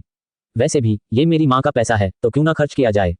उसके शब्द पूरे होने से पहले ही नीली पोशाक पहने एक आकृति हॉल में प्रकट हुई। जो व्यक्ति वहां पहुंचा उसका नाम ली किंग था। उसके प्रकट होते ही किन फैंग द्वारा स्थापित प्रतिबंध तुरंत टूट गया और बेकार हो गया। तो तुम अभी से अपनी माँ के पैसों के बारे में सोच रहे हो? लेकिन किंग ने स्नेह भरी निगाहों से किन यू को देखा, फिर अपनी नजर किन फैंग की ओर घुमाई और अंत में मेज पर रखे लाल पत्थरों को देखा। एक नजर में ही ली किंग के चेहरे पर हैरानी के भाव आ गए। उद्धरण चिन्ह अल्पविराम अल्पविराम उद्धरण चिन्ह। हॉल में सन्नाटा पसरा हुआ था। किन फैंग असहज महसूस कर रहा था। किन युए इन रक्त आत्मा पत्थरों का मूल्य जानना चाहती थी और एक पल के लिए कोई कुछ नहीं बोला। काफी देर बाद ली किंग ने आखिरकार अपना सिर उठाया, उसका चेहरा लाल हो गया था और उसने किन फैंग से पूछा, क्या ये सभी रक्त आत्मा पत्थर यू के लिए हैं? किन फैंग ने सिर हिलाया। किन युए को एहसास हुआ कि ये रक्त आत्मा पत्थर बहुत मूल्यवान प्रतीत होते हैं, इसलिए वह तुरंत खड़ी हो गई, एक बिल्कुल साफ उच्च श्रेणी का रक्त आत्मा पत्थर उठाया और पूछा, माँ, क्या ये रक्त आत्मा पत्थर वाकई बहुत कीमती हैं? अनमोल खजाने। हमारे दक्षिणी क्षेत्र के साधना जगत में रक्त आत्मा पत्थर दशकों से प्रकट नहीं हुए हैं। रक्त आत्मा पत्थर को परिष्कृत करने की विधि केवल हाओरान संप्रदाय को ही ज्ञात है, लेकिन वे भी कुछ समय पहले असफल हो गए थे। अगर आपको कीमत की बात करनी हो तो आप बस यही कह सकते हैं कि वे अनमोल और अप्राप्य हैं। लेकिन किंग ने कुछ बातें समझाईं, फिर उत्साह से किन फैंग की ओर देखकर बोली, शाओ फैंग, तुम्हें ये रक्त आत्मा पत्थर कहां से मिले? चाची इन्हें ऊंची कीमत पर खरीदने को तैयार हैं। उद्धरण चिन्ह अल्पविराम अल्पविराम उद्धरण चिन्ह। अब किन फैंग की बारी थी मुश्किल स्थिति में पड़ने की। लेकिन किंग के हाव भाव से लगता है कि उसे भी रक्त आत्मा पत्थरों की आवश्यकता होगी। अगर वह उन्हें अपने लिए चाहती तो इस बारे में बात करना आसान होता। अगर वह पूरे यान्यू टावर को सुसज्जित करना चाहती तो यह थोड़ा मुश्किल होता। किन युए ने जल्दी से हाथ बढ़ाकर ली किंग की आस्तीन खींची। उसे तुरंत अपनी गलती का एहसास हुआ। उसने जबरदस्ती एक अजीब सी मुस्कान बिखेरी और फिर कुछ कदम पीछे हटकर पास की एक कुर्सी पर बैठ गई। कुछ देर सोचने के बाद किन फैंग ने पूछा, चाची को भी रक्त आत्मा पत्थर की जरूरत होगी, है ना? भले ही ये रक्त आत्मा पत्थर बहुत सारे हैं, लेकिन ये शियाओ यू के लिए पर्याप्त नहीं है। मैं पहले से ही बुरा हो चुका हूं, इसलिए बेहतर है कि यह अवसर उसे ही दिया जाए। लेकिन किंग ने किन फैंग के सामने रखे रक्त आत्मा पत्थर पर एक नजर डाली। उसकी आंखों में अफसोस का भाव था। अभी भी 7 मध्यम श्रेणी के और 14 निम्न श्रेणी के बचे हुए थे, जो वास्तव में बहुत ज्यादा नहीं थे। उसके चेहरे पर खेद देखकर किन फैंग ने तुरंत पूछा, अगर मेरी बहन को इनका इस्तेमाल करना पड़े तो कितने पर्याप्त होंगे? कम से कम 200 बेहतर गुणवत्ता वाले, यदि गुणवत्ता खराब है तो और भी अधिक की आवश्यकता होगी। केवल 200, बस इतना ही। एक उच्च श्रेणी का रक्त आत्मा पत्थर जीवन काल को 5 साल तक बढ़ा सकता है, लेकिन अधिक उपयोग करने से इसका प्रभाव कम हो सकता है। 200 रक्त आत्मा पत्थरों से किन युए की आयु में कम से कम कई 100 वर्षों की वृद्धि हो सकती है। किन फैंग ने राहत की सांस ली और फिर पूछा, चाची को कितने चाहिए? लेकिन किंग मुस्कुराए और बोली, 1 या 200 भी कम नहीं होंगे और 3 या 500 भी ज्यादा नहीं होंगे। उद्धरण चिन्ह अल्पविराम अल्पविराम उद्धरण चिन्ह। मूल्य की बात छोड़ दे तो इतनी बड़ी संख्या में रक्त आत्मा पत्थरों को संश्लेषित करने के लिए केवल अर्धतैयार उत्पादों की खुदाई में ही बहुत समय लगेगा। हालांकि यान्यू टावर में काफी जनशक्ति थी, लेकिन किन फैंग अपनी क्षमताओं को उजागर नहीं करना चाहता था। उन्हें खुद से इन्हें हासिल करने के अवसर बहुत धीरे धीरे ही मिल पाते थे। किन फैंग को चुप देखकर ली किंग मुस्कुराए और बोली, आंटी बूढ़ी हैं, इसलिए मेरी चिंता मत कीजिए। जब तक आप और शियाओ यू ठीक हैं उतना ही काफी है। आंटी, ऐसा कहना बहुत ही विनम्रतापूर्ण है। मैं और ढूंढने की पूरी कोशिश करूंगी। कुछ शिष्टाचारपूर्ण बातचीत के बाद किन फैंग ने एक उच्च श्रेणी का रक्त आत्मा पत्थर अपने पास रख लिया, फिर बाकी को 2 भागों में विभाजित किया और उन्हें क्रमशः ली किंग और किन यू को सौंप दिया। ली किंग की आंखों में थोड़ी हैरानी झलक रही थी, फिर उसने बिना किसी झिझक के अपना हिस्सा किन यू को सौंप दिया। साधना शुरू करने के बाद से उसकी सबसे बड़ी चिंता उसकी बहन थी। अब जब उसे पता चल गया था कि रक्त आत्मा पत्थर उसकी बहन के लिए उपयोगी हैं, तो किन फैंग स्वाभाविक रूप से बहुत खुश था। भाई बहन ने कुछ देर तक बातचीत की, फिर किन फैंग ने अपना काला चोला और हुड पहना और यान्यू टावर से निकल गया। जाने से पहले किन फैंग ने अपनी बहन को फिर से निर्देश दिया कि वह यान्यू टावर के संपर्कों का उपयोग करके उस मध्यम श्रेणी के रक्त आत्मा पत्थर को गे गोदान में स्थानांतरित कर दे। शाम हो चुकी थी, सड़कों पर लोगों की संख्या काफी कम थी। किन फैंग सीधे क्यूई युआन मंडप की ओर चल पड़ा। टोंगजियान हॉल से गुजरते समय उसके दिल में अनायास ही क्रोध की भावना जागृत हो गई। पिछली बार जब उसने 1000 साल पुराना अग्नि तत्व वाला फल बेचा था तो इन लोगों ने तुरंत पलटकर उसे धोखा दे दिया था। देर सवेर वह इस दुकान को तोड़ ही देगा। अल्पविराम की युआन मंडप में पहुंचते हुए किन फैंग ने पर्पल लिंगर को नहीं ढूंढा, बल्कि परिचारक के आतिथ्य सत्कार के तहत सीधे कुछ सामान खरीद लिया। Spirit beast pills, spiritual plant liquid, कई सामान स्पिरिट बीस्ट प्रजनन विधियां और एक yellow rank intermediate myriad soul scripture. ये वस्तुएं बहुत महंगी नहीं थी। इतनी अधिक मात्रा होने के बावजूद भी इनकी कीमत केवल 120,000 निम्न श्रेणी के स्पिरिट स्टोन थी। सामान खरीदने के बाद किन फैंग आयरन माउंटेन मार्केट से चला गया। इस दौरान उसके राज्य में कोई सुधार न होने के बावजूद उसने कई अन्य चीजें हासिल कर ली थीं। थोड़े समय के लिए उसे इस बात का एहसास ही नहीं हो रहा था कि उसे और किस चीज की कमी है। अल्पविराम जब वह लौटा तब तक रात हो चुकी थी। दूर से वह वो न्यू पर्वत के बाहर एक सफेद उड़ने वाली नाव को तैरते हुए देख सकता था, जिस पर कई आकृतियां खड़ी थीं। किन फैंग को जिज्ञासा हुई, लेकिन फिर भी उसने अपना काला चोला और हुड उतार दिया, अपनी लकड़ी की आत्मा वाली नाव को नियंत्रित किया और धीरे धीरे उड़कर आगे बढ़ गया। पास पहुंचते ही किन फैंग तुरंत हैरान रह गया, क्योंकि उड़ने वाली नाव पर खड़े लोगों में गे गौदान भी थे। उनके अलावा 3 बुजुर्ग और एक अधेड़ उम्र के व्यक्ति भी थे। अधेड़ उम्र का वह व्यक्ति लगभग 40 वर्ष का लग रहा था। उसने काले कपड़े पहने हुए थे और उसके लंबे बाल लापरवाही से उसके पीछे लटके हुए थे। इस समय वह अपने हाथ में पकड़े हल्के बैंगनी रंग के कंपास को गंभीर भाव से घूर रहा था, मानो कुछ खोज रहा हो। किन फैंग ने मन ही मन सोचा, ये बुरा है। गे गौदान का उसके पीछे खड़ा होना इस बात का संकेत था कि यह व्यक्ति या तो संप्रदाय का प्रमुख था या कोई वरिष्ठ सदस्य। जैसे ही किन फैंग पास पहुंचा, कंपास को देख रहे उस अधेड़ उम्र के व्यक्ति को छोड़कर गे गौदान समेत बाकी सभी लोगों ने अपनी निगाहें उसकी ओर घुमा ली। किन फैंग ने तुरंत हाथ जोड़कर प्रणाम किया, प्रभु, गुरुजी और सभी वरिष्ठों को नमस्कार। गे गौदान ने भावहीनता से सिर हिलाया और अन्य लोगों ने भी सहमति में सिर हिलाया, फिर अपना ध्यान वापस उस अधेड़ उम्र के व्यक्ति की ओर मोड़ दिया। पिछली बार जब मैंने उसकी आभा को महसूस किया था तो वह यहीं कहीं रही होगी। अधेड़ उम्र के उस व्यक्ति ने कुछ बुदबुदाया, फिर किन फैंग की ओर देखकर पूछा, क्या आप किसी संप्रदाय के शिष्य हैं? किन फैंग संदेह से भरा हुआ था और गे गौदान के स्मरण के बाद ही उसने जल्दबाजी में हाथ जोड़कर प्रणाम किया और कहा, शिष्य किन फैंग, संप्रदाय गुरुजी को नमस्कार। ली किंग ने किन फैंग की ओर उदासीनता से देखा, अपना कंपास एक तरफ रख दिया और पूछा, क्या आप शेन डैन पीक के अतिथि बुजुर्ग डिंग शुली को जानते हैं? हाँ, क्या आपका उससे कोई संपर्क हुआ है? संपर्क करना। किन फैंग को नहीं पता था कि दूसरा पक्ष किस तरह के संपर्क की बात कर रहा है, लेकिन देखने से साफ लग रहा था कि वे डिंग शुली को चुप कराने के लिए यहाँ आए थे। उसके मन में विचारों की बाढ़ आ गई, लेकिन किन फैंग ने तुरंत जवाब दिया, जब ये शिष्य अभी एक साधारण कारीगर था तब मेरी मुलाकात एल्डर डिंग से हुई थी। उस समय वह शायद औषधीय सामग्री चुराने की कोशिश कर रही थी और इस शिष्य ने उसे देख लिया। अगर कोई वहां से न गुजरा होता तो शायद वह इस शिष्य को मार ही डालती। किन फैंग ने एक मनगढ़ंत झूठ गढ़कर खुद को पीड़ित के रूप में पेश किया, इस तथ्य के साथ कि यह वो न्यू पर्वत का किनारा था जहां वह किसी भी समय स्वर्ग संहार दिव्य गुप्त गठन को सक्रिय कर सकता था। वह आत्मविश्वास से भरा हुआ था और घबराहट का कोई संकेत नहीं दिखा रहा था। ली किंग ने कुछ नहीं कहा, उसकी निगाहें किन फैंग की आंखों में सुई की तरह चुभ रही थीं। उसने कुछ देर तक देखा, फिर अपनी निगाहें हटाकर सामने स्थित दिंगशियांग पर्वत की ओर देखी।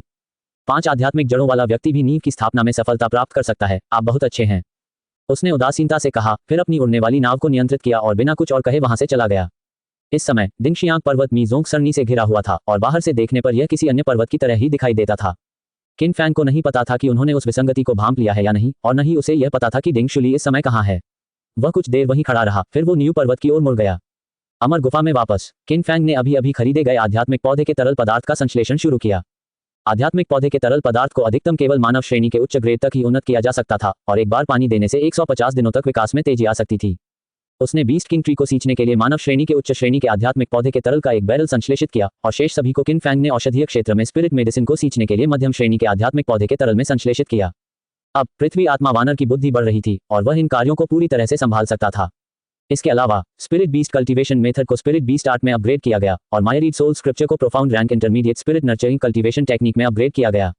स्पिरिट बीस्ट आर्ट एक ऐसी साधना तकनीक थी जिसे केवल स्पिरिट बीस्ट ही विकसित कर सकते थे और यह रक्तवंश प्रतिगमन को बढ़ावा देती थी। दूसरी ओर आत्मा पोषण साधना तकनीक विशेष रूप से दिव्य चेतना को विकसित करने की एक साधना तकनीक थी। अपने क्षेत्र को बेहतर बनाने के अलावा एक मजबूत दिव्य चेतना साधकों को महत्वपूर्ण लाभ भी प्रदान करती थी। इसके बाद के समय में किन फैंग एकांतवास में चले गए। प्रतिदिन स्वयं बीस्ट किंग ट्री को आध्यात्मिक पौधे के तरल से सींचने के अलावा वे अपना शेष समय आत्मा पोषण साधना तकनीक और पंच सम्राट व देव कला का अभ्यास करने में व्यतीत करते थे। गैदरिंग स्पिरिट फॉर्मेशन और सस्टेनिंग स्पिरिट पिल्स के संवर्धन के साथ उनकी साधना और दिव्य चेतना में तेजी से वृद्धि हुई। इस बार किन फैंग पूरे 1 महीने तक एकांतवास में रहे। उसका राज्य पहले ही आधारभूत स्थापना के प्रारंभिक चरण की पूर्णता तक पहुंच चुका था, बस आधारभूत स्थापना के मध्य चरण के राज्य से एक कदम दूर था। मैं आखिरकार एक गतिरोध पर पहुंच गया हूं, अब मैं थोड़ा आराम कर सकता हूं। अमर गुफा के प्रवेश द्वार पर एक अलाव की लपटें उठ रही थीं। किन फैंग ने खरगोश के पैर को धीरे धीरे अपने हाथ में घुमाया और उसे तब तक भूना जब तक वह सुनहरा भूरा और सुगंधित न हो जाए। इसी बीच पृथ्वी की आत्मा वानर अलाव के पास बैठा हुआ था और लगातार 200 पाउंड के एक बालदार जंगली सुअर को भून रहा था। इन सभी शिकारों को यह वापस लेकर आया था। हालांकि इसने स्पिरिट बीस्ट आर्ट का अभ्यास नहीं किया था और न ही अधिक उन्नत स्पिरिट बीस्ट पिल्स का सेवन किया था। उसकी बुद्धि पहले से ही 10 साल के मानव बच्चे के बराबर थी और उसका शरीर एक पूरे घेरे में फूल गया था, 9 फीट लंबा और सुगठित काया वाला, एक विशाल बंदर की तरह जो किसी वानर से बिल्कुल अलग था। इस समय पृथ्वी आत्मा वानर आग में पक रहे भोजन को उत्सुकता से घूर रहा था, जो काला, बदबूदार और घिनौना था, फिर भी उसके मुंह से बहुत लार टपक रही थी। वो पृथ्वी आत्मा वानर ने किन फैंग को इशारा करते हुए बताया कि जंगली सुअर का मांस खाने के लिए तैयार है। आप अकेले भोजन कर सकते हैं। किन फैंग ने हाथ हिलाया और सीधे अमर गुफा में प्रवेश कर गया। पिछली बार खरीदी गई स्पिरिट बीस्ट पिल्स अभी तक तैयार नहीं हुई थी।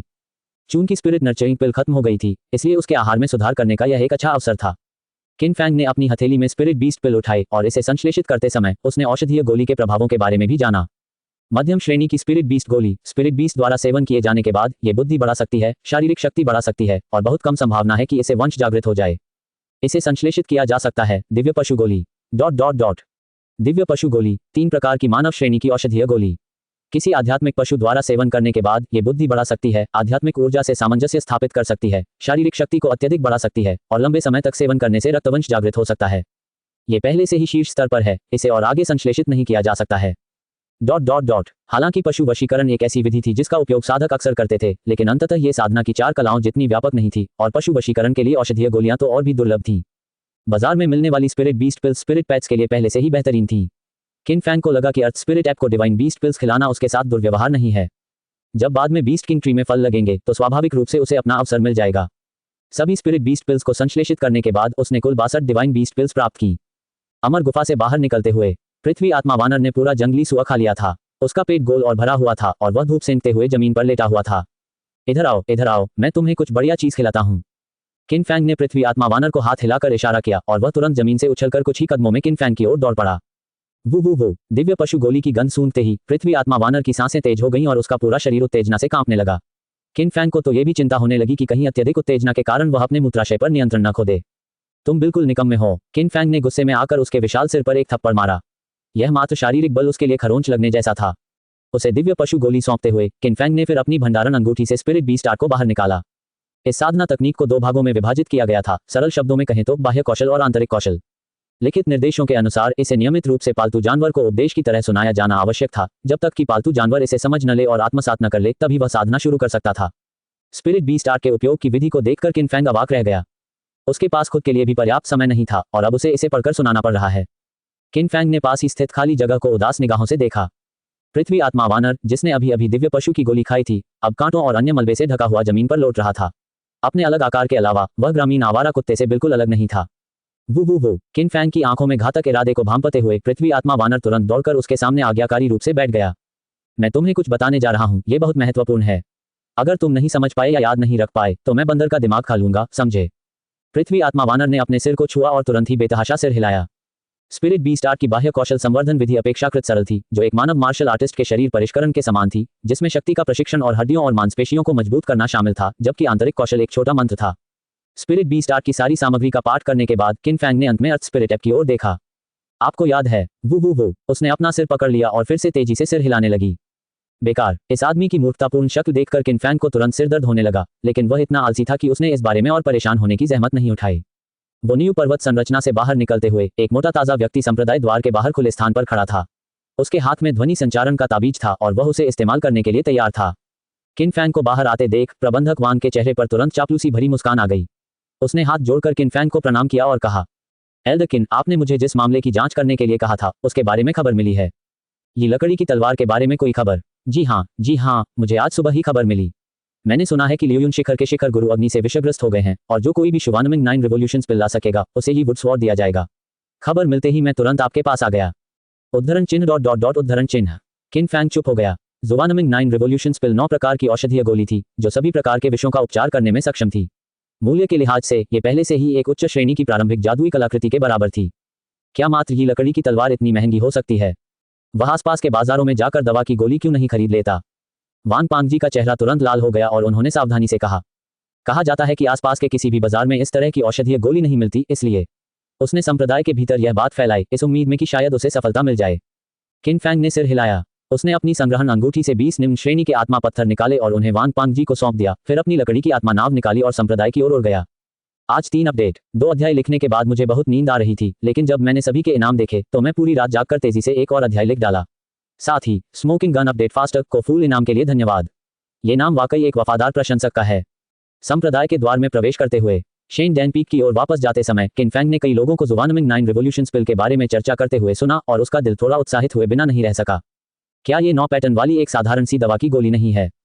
जब तक खबर सच है, भले ही वह कोई उन्नत औषधीय गोली ही क्यों न हो, उसके पास उसे बनाने का कोई न कोई तरीका जरूर होगा। अमर गुफा क्षेत्र में जहां सच्चे शिष्य रहते थे बहुत कम लोग थे। किन फैंग सीधे अपनी शियानमो गुफा से आगे निकलकर 5वीं वरिष्ठ बहन सुन युलान की अमर गुफा की ओर चल पड़ा। उसने अपनी अमर गुफा के प्रवेश द्वार पर गुलाबी औषधीय पौधों के कई गमले लगा रखे थे और उनकी हल्की सुगंध बहुत सुखद थी।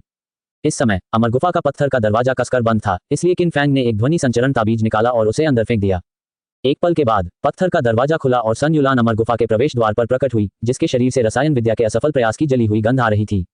उसने निराशा भरे भाव से पूछा, छोटे भाई, क्या कोई बात है? किन फैंग ने सीधे पूछा, मैंने सुना है कि लियुन शिखर के शिखर स्वामी को जुवानमिंग 9 रिवॉल्यूशंस पिल की तत्काल आवश्यकता है। वरिष्ठ बहन, क्या आपने इसके बारे में सुना है? मैं हाल ही में एकांत में रसायन विद्या का अभ्यास कर रहा हूँ। सुन युलान हैरान दिखी, फिर कुछ याद आने पर मुंह ढकते हुए और हंसते हुए बोली, छोटे भाई, आप उसके कब्जे में मौजूद ये लकड़ी की तलवार के बदले में उसे लेना चाहते हैं, है ना? ऐसा संयोग है कि मेरे पास एक है। किन फैंग ने ही लकड़ी की तलवार का जिक्र नहीं किया और चिंता जताते हुए पूछा, अगर मैं उसे दवा की गोली दे दूं तो क्या वह अपने वचन से मुकर जाएगा? सुन युलान के चेहरे पर मुस्कान थी और उसने अपनी छाती थपथपाते हुए कहा, चिंता की क्या बात है? भले ही बाहरी लोगों की नजर में हमारे चांगशेंग तलवार संप्रदाय की प्रतिष्ठा अच्छी न हो, लेकिन हम अपने लोगों से किए गए वादे से पीछे नहीं हटेंगे। उद्धरण चिन्ह अल्पविराम उद्धरण चिन्ह। तो मैं इस बार तुम पर भरोसा करूंगा। किन फैंग ने मन ही मन कुछ बुदबुदाया और सुन युलान को विदाई देने के बाद वह सीधे शेन डैनपीक के औषधीय सामग्री गोदाम की ओर चल पड़ा। शेन डैनपीक के औषधीय सामग्री भंडार में पूरे संप्रदाय की सभी औषधीय सामग्रियां संग्रहित थीं और यह संप्रदाय के शिष्यों के लिए भी खुला था जो स्पिरिट स्टोन खरीदने में सक्षम होने पर उन्हें खरीद सकते थे। जब तक वह औषधीय सामग्री के गोदाम में पहुंचा तब तक शाम हो चुकी थी। आंतरिक संप्रदाय के 2 शिष्य प्रवेश द्वार पर खड़े थे और किन फैंग को देखते ही उनकी आंखों में चापलूसी भरी मुस्कान आ गई। एल्डर किन, हम आपकी किस प्रकार सहायता कर सकते हैं? मैं 10,000 गोलियों के मंडप में प्रवेश करना चाहता हूं और फिर कुछ औषधीय सामग्री प्राप्त करना चाहता हूं। एल्डर किन, कृपया मेरे पीछे आइए। एक आंतरिक संप्रदाय के शिष्य ने तुरंत किन फैंग को 10,000 गोलियों के मंडप की ओर ले जाया। हालांकि 10,000 गोलियों वाले मंडप में प्रवेश करने पर प्रतिबंध था, लेकिन उनके पास प्रतिबंध को खोलने का टोकन था। किन फैंग ने 10,000 गोलियों के मंडप में खोजबीन की, जुवानमिंग 9 क्रांतियों की गोली का सूत्र ढूंढ निकाला और उसे लिख लिया। बाहर निकलते समय वह संयोगवश उस स्थान से गुजरा जहां पहले अमर जीवन की गोली रखी हुई थी। चारों ओर देखने पर पता चला कि अमर जीवन की गोली वाली किताब पहले ही गायब हो चुकी थी।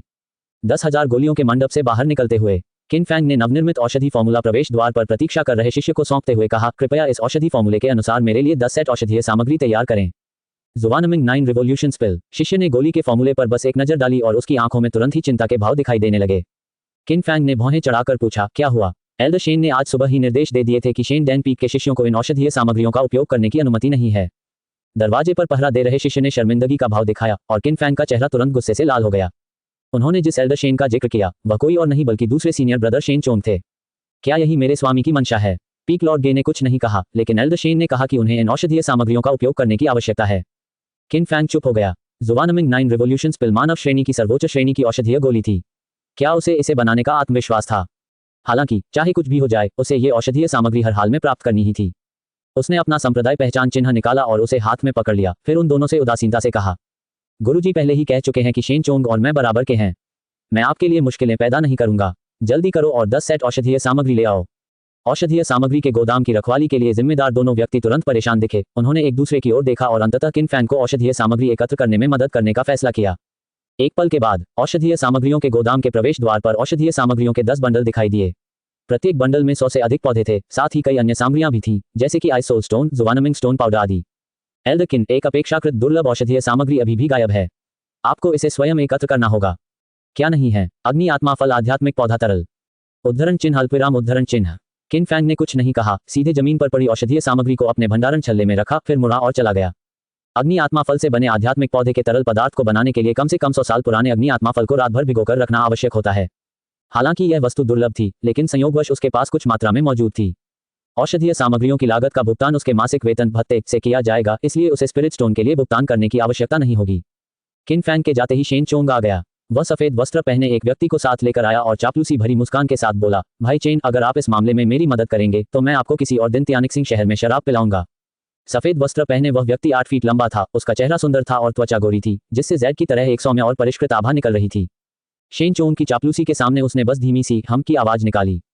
जब दोनों औषधीय सामग्री के गोदाम के प्रवेश द्वार पर पहुंचे तो शेन चोंग ने अपना व्यवहार बदल दिया और दरवाजे पर पहरा दे रहे शिष्यों को ज़ुवानमिंग 9 रिवोल्यूशंस पिल के लिए सभी औषधीय सामग्री बाहर निकालने का निर्देश दिया।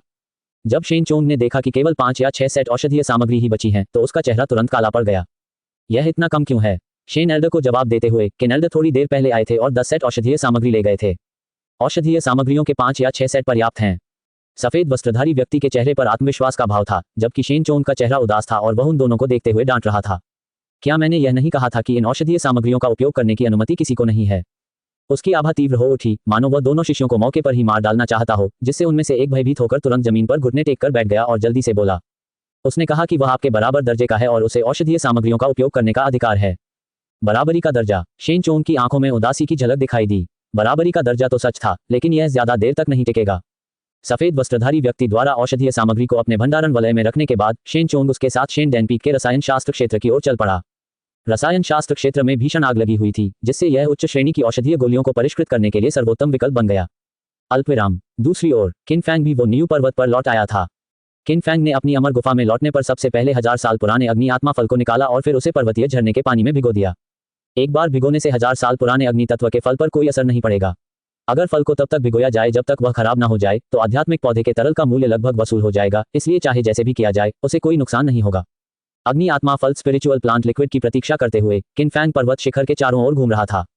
पर्वत की चोटी पर स्थित औषधीय खेतों का प्रबंधन पृथ्वी आत्मा वानर द्वारा बड़ी सावधानी से किया जाता था। जमीन में कोई खरपतवार नहीं थी और यहाँ तक कि पर्वत की चोटी के बाहर के अन्य क्षेत्र भी खरपतवारों से मुक्त थे, जो देखने में मनभावन लगते थे।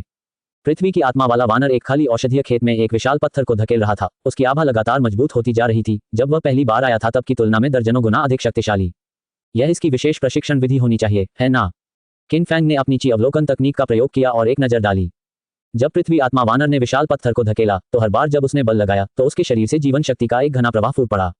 हालांकि उसके पास आध्यात्मिक शक्ति थी, लेकिन पृथ्वी की आत्मा वाले वानर को इसका उपयोग करने का कोई तरीका नहीं मिला और वह विशाल पत्थर को धकेलने के लिए केवल शारीरिक बल पर ही निर्भर रहा। किन फैंग एक पल के लिए हिचकिचाया, फिर सीधे पृथ्वी आत्मा वानर की ओर हाथ हिलाया। वो अपने स्वामी को पुकारते देख पृथ्वी आत्मा वानर तुरंत दौड़कर आया और पहुंचते ही आज्ञाकारी रूप से जमीन पर बैठ गया और किन फैंग के आदेशों की प्रतीक्षा करने लगा। किन फैंग ने पास में मौजूद बीस्ट किंग ट्री के पौधे की ओर इशारा करते हुए कहा, यह चीज बहुत कीमती है, क्या आप जानते हैं? वो पृथ्वी आत्मा वानर ने तुरंत सिर हिलाया, उसकी आंखों में उत्साह झलक रहा था। इसके बाद किन फैंग ने अपने भंडारण वलय से शेष मानव श्रेणी के उच्च श्रेणी के आध्यात्मिक पौधे के तरल को निकाला और उसे निर्देश दिया।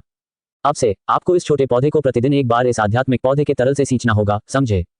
पृथ्वी आत्मा वानर मुड़ा, जमीन पर बैठ गया और ध्यान से पशु राजा वृक्ष के पौधे को देखा। उसकी आंखों में एक गंभीर भाव दिखाई दिया और उसने किन फैंग को सिर हिलाकर अभिवादन किया। इससे पहले इसने अनगिनत बार बीस्ट किंग ट्री के पौधे का अवलोकन किया था, लेकिन किन फैंग के प्रतिबंध के कारण ऐसा नहीं हो पाया था। कल से इसे दिन में एक बार पानी देना और इसे छूना मत, वरना मैं बंदर का दिमाग खा जाऊंगा। वो पृथ्वी की आत्मा वानर ने बेतहाशा सिर हिलाया, फिर अपना सिर गले लगाया और भाग गया।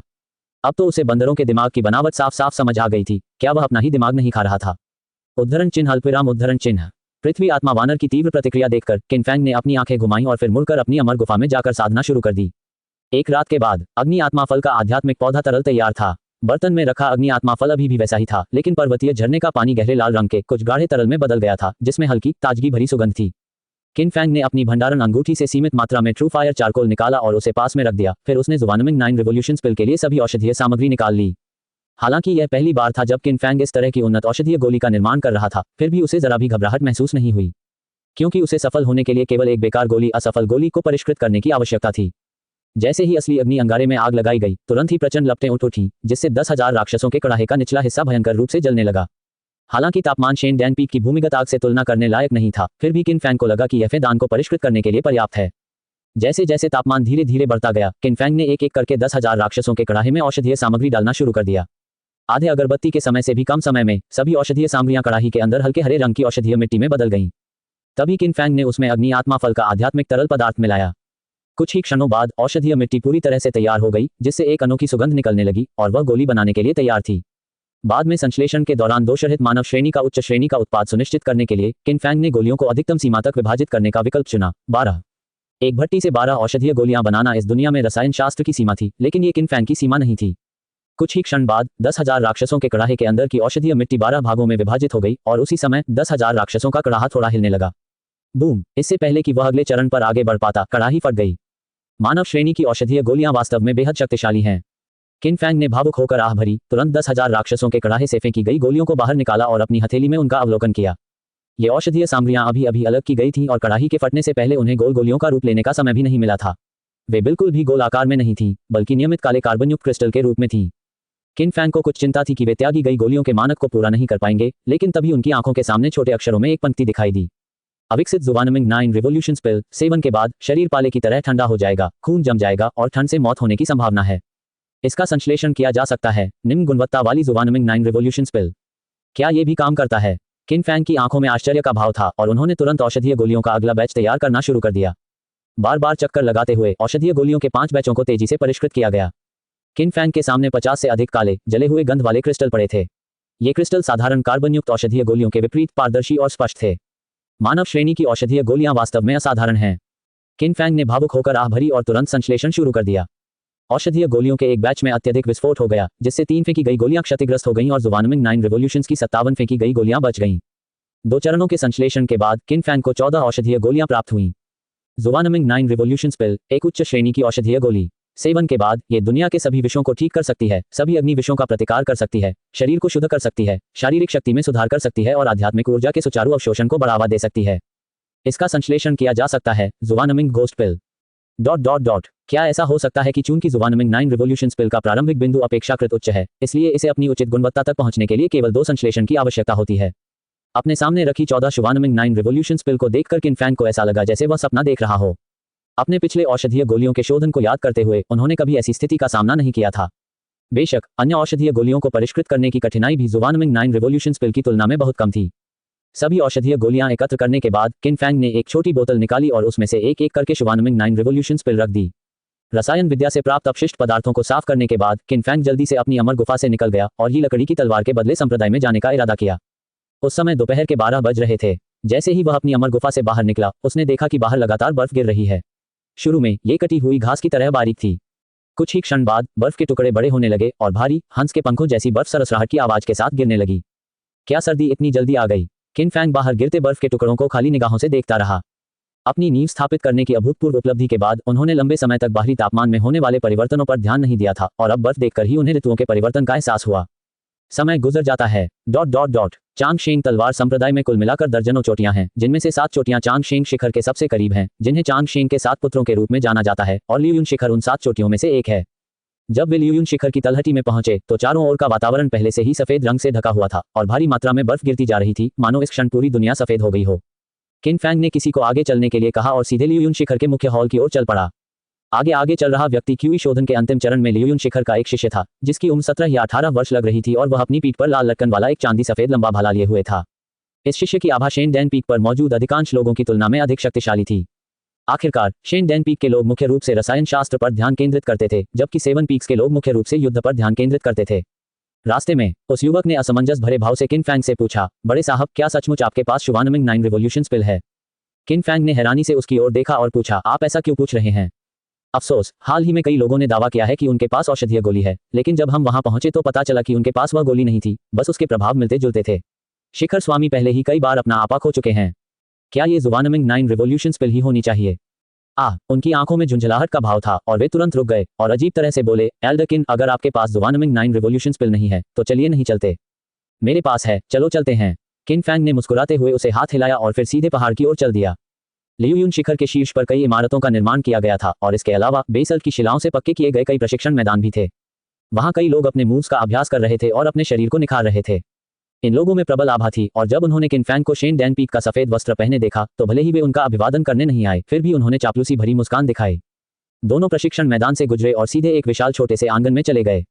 उस युवक ने आदरपूर्वक कहा, एल्डरकिन, ये हमारे शिखर गुरु का प्रांगण है। मैं जाकर आपका संदेश पहुंचा देता हूं। किन फैंग वहीं खड़ा इंतजार करता रहा। उसने देखा कि वह प्रवेश द्वार की ओर भागा और द्वार की रखवाली कर रहे शिष्यों से काफी देर तक बातचीत की, फिर 2 आत्मा पत्थर निकालकर उन्हें अंदर रख दिया और वापस भाग आया। बड़े किन, सब कुछ व्यवस्थित हो चुका है। युवक ने उत्साह से आंगन के प्रवेश द्वार की ओर इशारा किया, जबकि किन फैंग को थोड़ी झुंझलाहट महसूस हुई। वह यहां उनके सर्वोच्च गुरु को जीवन रक्षक औषधि देने आया था और फिर भी उसे अंदर आने के लिए कुछ लाभ देने पड़े। अंदर जाओ, हमारे स्वामी अंदर हैं। द्वारपाल शिष्यों ने किन फैंग की ओर भावहीन निगाहों से देखा, फिर दोनों ने मुंह फेर लिया, जिससे आगे चलने का कोई इरादा नहीं दिखा। किन फैंग ने उन दोनों पर एक नजर डाली और उसका गुस्सा और भी बढ़ गया। फाउंडेशन एस्टेब्लिशमेंट स्टेज के साधक इतने घमंडी कब से हो गए? हालांकि ऐसे व्यवहार वाले लोग आमतौर पर ज्यादा समय तक जीवित नहीं रहते। आंगन में प्रवेश करते हुए उसने जो देखा वे उत्तम बॉक्सवुड से बने घर थे, जिनमें मुख्य हॉल में तलवारें, भाले और हलबर्ट जैसी विभिन्न जादुई कलाकृतियां प्रदर्शित थीं। मुख्य हॉल में प्रवेश करते हुए बगल वाले कमरे में तुरंत ही कुछ असामान्य होने का एहसास हो जाता था। आसपास का वातावरण ठंडा था, लेकिन उस कमरे का तापमान झुलसा देने वाला गर्म था और दरवाजे की दरार से बड़ी मात्रा में गहरे लाल रंग की जलवाष्प फैल रही थी, जो बेहद चिंताजनक थी। किन फैंग दरवाजे तक गया और खटखटाया, फिर पुकारा, किन फैंग, ये गोदान के छठे शिष्य लियुयुन शिखर गुरु से मिलने की अनुमति मांगते हैं। यह क्या है? अंदर से आवाज थोड़ी कर्कश थी और किन फैंग ने तुरंत जवाब दिया, मैंने सुना है कि वरिष्ठ को ज़ुवानमिंग 9 रिवॉल्यूशंस पिल की सख्त जरूरत है और संयोग से इस शिष्य के पास वह गोली है। अंदर सन्नाटा छा गया। दरवाजा खुला और सफेद वस्त्र पहने, घूंघट ओढ़े, अत्यंत सुंदर 2 दासियां बाहर आईं। उनके पास पहुंचकर दोनों ने तुरंत किन फैंग को प्रणाम किया। प्रणाम, एल्डरकिन। नौकरानियों को लोगों से मिलवाने के लिए भेजना। क्या वह पहले औषधीय गोली का परीक्षण करने की योजना बना रहा है? दरवाजे के अंदर से बड़ी मात्रा में लाल धुंध फैलते देख किन फैंग को संक्रमण की चिंता हुई, इसलिए उसने इस पर ध्यान न देते हुए सीधे अपने भंडारण रिंग से ज़ुवानमिंग 9 रिवॉल्यूशंस पिल निकाली और उसे सौंप दिया। ठंडी हवा जोर से चल रही थी और बर्फ के गुच्छे सरसराहट की आवाज के साथ गिर रहे थे। चारों ओर से ठंडी हवा आ रही थी। आंगन के द्वार पर पहरा दे रहे दोनों शिष्यों ने अपने हाथ अपनी आस्तीनों में डाले हुए थे और वे धीरे धीरे इस बारे में बातें कर रहे थे कि संप्रदाय में कितनी महिला शिष्याएं शामिल हुई हैं और उनमें से सबसे सुंदर कौन है। किन फैंग बर्फ से ढकी भारी जमीन पर इधर उधर चक्कर लगा रहा था, अपने हाथों को अपनी आस्तीनों में डालने की कोशिश कर रहा था। आखिरकार उसे थोड़ी ठंडक महसूस हुई। अब सर्दी का मौसम सा लगने लगा है। इस पल आंगन में स्थित घर के अंदर से अचानक दर्द भरी चीखें गूंज उठीं। आवाज से ऐसा लग रहा था कि यह लियुयुन शिखर के स्वामी की आवाज है, क्योंकि उनके अलावा घर के अंदर कोई और व्यक्ति मौजूद नहीं था। अरे नहीं, पीक लॉर्ड, खून उगल रहा है। 2 घबराई हुई नौकरानियां मदद के लिए चिल्लाते हुए घर से बाहर भागी, तेजी से किन फैंग के पास से गुजरी और पलक झपकते ही वे चिल्लाती हुई आंगन से बाहर निकल गईं। द्वार पर पहरा दे रहे दोनों शिष्यों ने अपनी आंखें सिकोड़कर किन फैंग की ओर देखा। बिना कुछ कहे उन्होंने तुरंत अपनी उड़ने वाली तलवारें निकाली और ठंडे स्वर में मांग की, तुमने हमारे स्वामी के साथ क्या किया? उद्धरण चिन्ह अल्पविराम उद्धरण चिन्ह। किन फैंग अवाक रह गया। उसने जो दिया था वह सचमुच ज़ुवानमिंग 9 रिवॉल्यूशंस पिल थी, इसमें कोई गलती नहीं थी। जल्द ही लियुयुन शिखर के शिष्यों का एक बड़ा समूह इकट्ठा हो गया, जिनमें से प्रत्येक नाखुश दिख रहा था और किन फैंग को ठंडी निगाहों से घूर रहा था। इस स्थिति में खुद को समझाना लगभग नामुमकिन था। किन फैंग ने मुड़कर अंदर जाकर जांच करने का फैसला किया। अचानक भीड़ में से एक हट्टा कट्टा व्यक्ति उछलकर निकला और उसने चांदी जैसी सफेद रंग की एक छोटी तलवार सीधे उसकी पीठ पर मारी। किन फैंग को रीढ़ की हड्डी में सिहरन महसूस हुई और वह केवल यिन यांग मात्र ढाल निकालकर ही बचाव कर सका। उसी समय उसके दिल में क्रोध की एक झलक उठी और उसने सब पर चिल्लाते हुए कहा, मैंने जो दिया वह वास्तव में ज़ुवानमिंग 9 रिवॉल्यूशंस पिल थी। मैं अब बस अंदर जाकर पीक लॉर्ड की हालत देखना चाहता हूँ। क्या तुम अब भी अंदर जाकर मेरे स्वामी को नुकसान पहुंचाना चाहते हो? जिस हटे कट्टे आदमी ने अभी अभी हमला किया था, उसने गरजती हुई आवाज में गहरी आवाज में बात की, जिससे उसकी आंखों में सतर्कता का भाव झलक रहा था। अपनी मां की गांड को चोट पहुंचाओ। किन फैंग ने दोनों हाथों से यिन यांग मात्र ढाल को पकड़े हुए जोर से शाप दिया और भीड़ से कहा, तो आप सब अंदर जाए और उसे बाहर ले आइए। अगर उसकी मौत हो जाती है तो मैं जिम्मेदारी लूंगा, लेकिन अभी कुछ भी स्पष्ट हुए बिना ही कार्रवाई करना, क्या यही आपके लियुयुन पीक की मेहमाननवाजी का तरीका है? उद्धरण चिन्ह अल्पविराम उद्धरण चिन्ह। वहां मौजूद सभी लोग चुप हो गए। ऐसे समय में यदि किसी की मृत्यु हो जाती है तो उसे छूने वाला पहला व्यक्ति निश्चित रूप से मुसीबत को न्योता देगा। जब सब लोग हिचकिचा रहे थे तब उस हटे कट्टे आदमी ने गंभीर चेहरे से कहा, मैं जाकर देखता हूँ। बोलने के बाद वह किन फैंग के पास से गुजरा और सीधे घर में चला गया, लेकिन जैसे ही वह दरवाजे पर पहुंचा वह रुक गया। स्थिति क्या है? किन फैंग ने भौहें चढ़ाकर पूछा, साथ ही साथ 1000 माइल शटल को बाहर निकालने की तैयारी भी कर रहा था। अगर वह सचमुच मर गया तो वह तुरंत भाग जाएगा। ये लकड़ी की तलवार भाड़ में जाए। गुरुजी, क्या आप ठीक हैं? उस व्यक्ति ने बगल वाले कमरे के दरवाजे की ओर विनम्रतापूर्वक प्रश्न पूछा और बाहर के लोग स्थिति को बिल्कुल भी नहीं देख सकते थे। सभी ने अपनी सांसें थाम ली और केवल लियुयुन शिखर के स्वामी को कमजोर आवाज में ये कहते हुए सुना, मैं ठीक हूँ, जल्दी से जूनियर मार्शल अंकल किन फैंग को अंदर बुलाओ। ठीक है। उस हटे कट्टे आदमी का चेहरा लाल हो गया। वह तुरंत मुड़ा और आंगन से बाहर निकल गया। किन फैंग को हाथ जोड़कर प्रणाम करते हुए बोला, छोटे भाई किन फैंग, मैं अभी अभी गुरुजी की चिंता में कुछ ज्यादा ही परेशान हो गया था। मैं आपसे क्षमा चाहता हूँ। ये ठीक है। किन फैंग ने हाथ हिलाया। यिन यांग सब मदर शील्ड को एक तरफ रख दिया और घर के अंदर जाने के लिए मुड़ गया। जैसे ही वह दरवाजे पर पहुंचा, उसे तुरंत खून की तेज गंध ने घेर लिया। कमरा अच्छी तरह से रोशन था। 40 वर्ष की आयु का एक व्यक्ति काले रंग का चोला पहने हुए बिस्तर पर बैठा अपनी चोटों को ठीक करने के लिए साधना कर रहा था। बिस्तर के बगल में एक बड़ा ठंडा पानी से भरा हुआ टब रखा था। टब के अंदर और फर्श पर हर जगह खून फैला हुआ था। वह व्यक्ति लियुयुन शिखर का स्वामी मो वेंजियान था। हालांकि उसकी शक्ति अपार थी, लेकिन इस समय उसकी आभा कमजोर थी, जो स्पष्ट रूप से दर्शाती थी कि वह अग्नि विष से बुरी तरह पीड़ित था। जूनियर किन फैंग ने सीनियर का अभिवादन किया। तुम बूढ़े गे के शिष्य हो, इसलिए मुझे जूनियर मार्शल अंकल मो कहो। उस व्यक्ति ने अपनी आंखें खोली। उसका चेहरा अब स्वस्थ लालिमा लिए हुए था। उसने किन फैंग की ओर मुस्कुराते हुए कहा, जुवानमिंग 9 रिवॉल्यूशंस पिल मूल्यवान है। बताओ तुम्हें क्या इनाम चाहिए।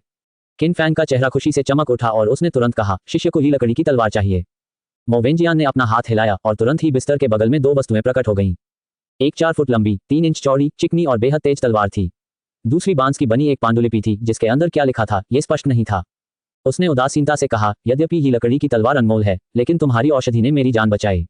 तुम मेरी लियुयुन शिखर की तलवार कला भी ले सकते हो, लेकिन इसका अभ्यास केवल तुम स्वयं ही कर सकते हो।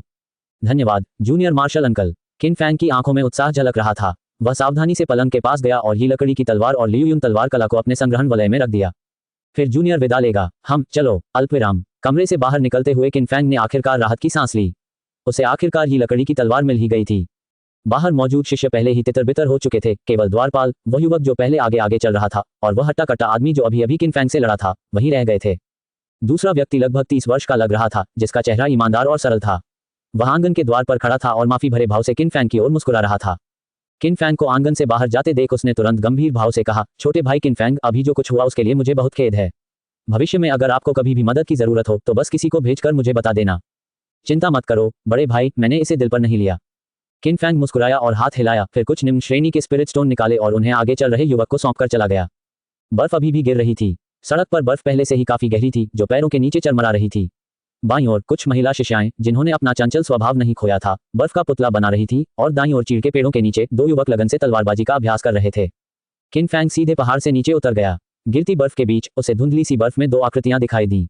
पास आने पर उसे पता चला कि वह शेन चोंग था। जहां तक दूसरे व्यक्ति की बात है, किन फैंग उसे पहचान नहीं पाया। शेन चोंग ने किन फैंग को पहचानते ही उसका चेहरा तुरंत सख्त हो गया और फिर उसने अनजान होने का नाटक किया और सीधे आगे बढ़ गया। भाई शेन, क्या आपको इस व्यक्ति से कोई शिकायत है? क्या वह इसके योग्य भी है? बात सिर्फ इतनी है कि गुरुजी ने उस पर कृपा करके उसे अपना नामजद शिष्य बना लिया। अल्पविराम। दोनों धीमी आवाज में बात कर रहे थे, लेकिन उन्होंने इसे छिपाने की कोशिश नहीं की। किन फैंग ने अपने होंठ सिकोड़े, मन ही मन शेन चोंग के माता पिता को कोसते हुए, और फिर संप्रदाय से चला गया।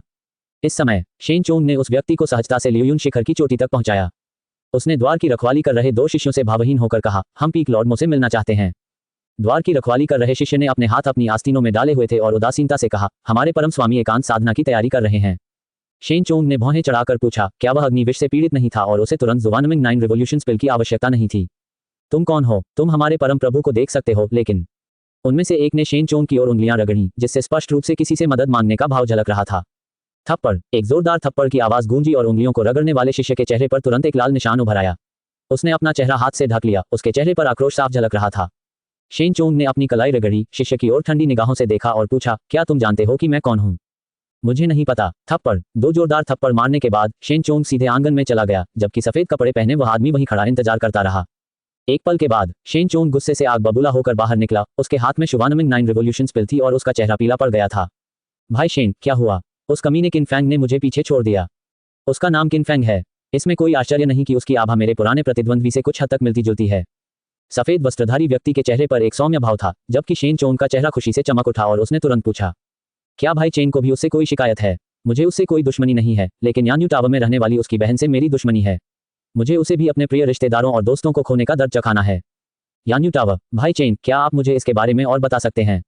ये जानकर कि किन फैंग का यान्यू टावर से घनिष्ठ संबंध था, शेन चोंग को अचानक अपने दिमाग में एक ज्ञानोदय का अनुभव हुआ और वह सीनियर ब्रदर की मृत्यु के कारण का अनुमान भी लगा सका। अल्पविराम। दूसरी ओर किन फैंग जैसे ही वो न्यू पर्वत पर लौटा, उसे अपने कानों में जलन महसूस हुई, इसलिए वह चुपचाप अपनी अमर गुफा के प्रवेश द्वार पर खड़ा हो गया और सोचने लगा।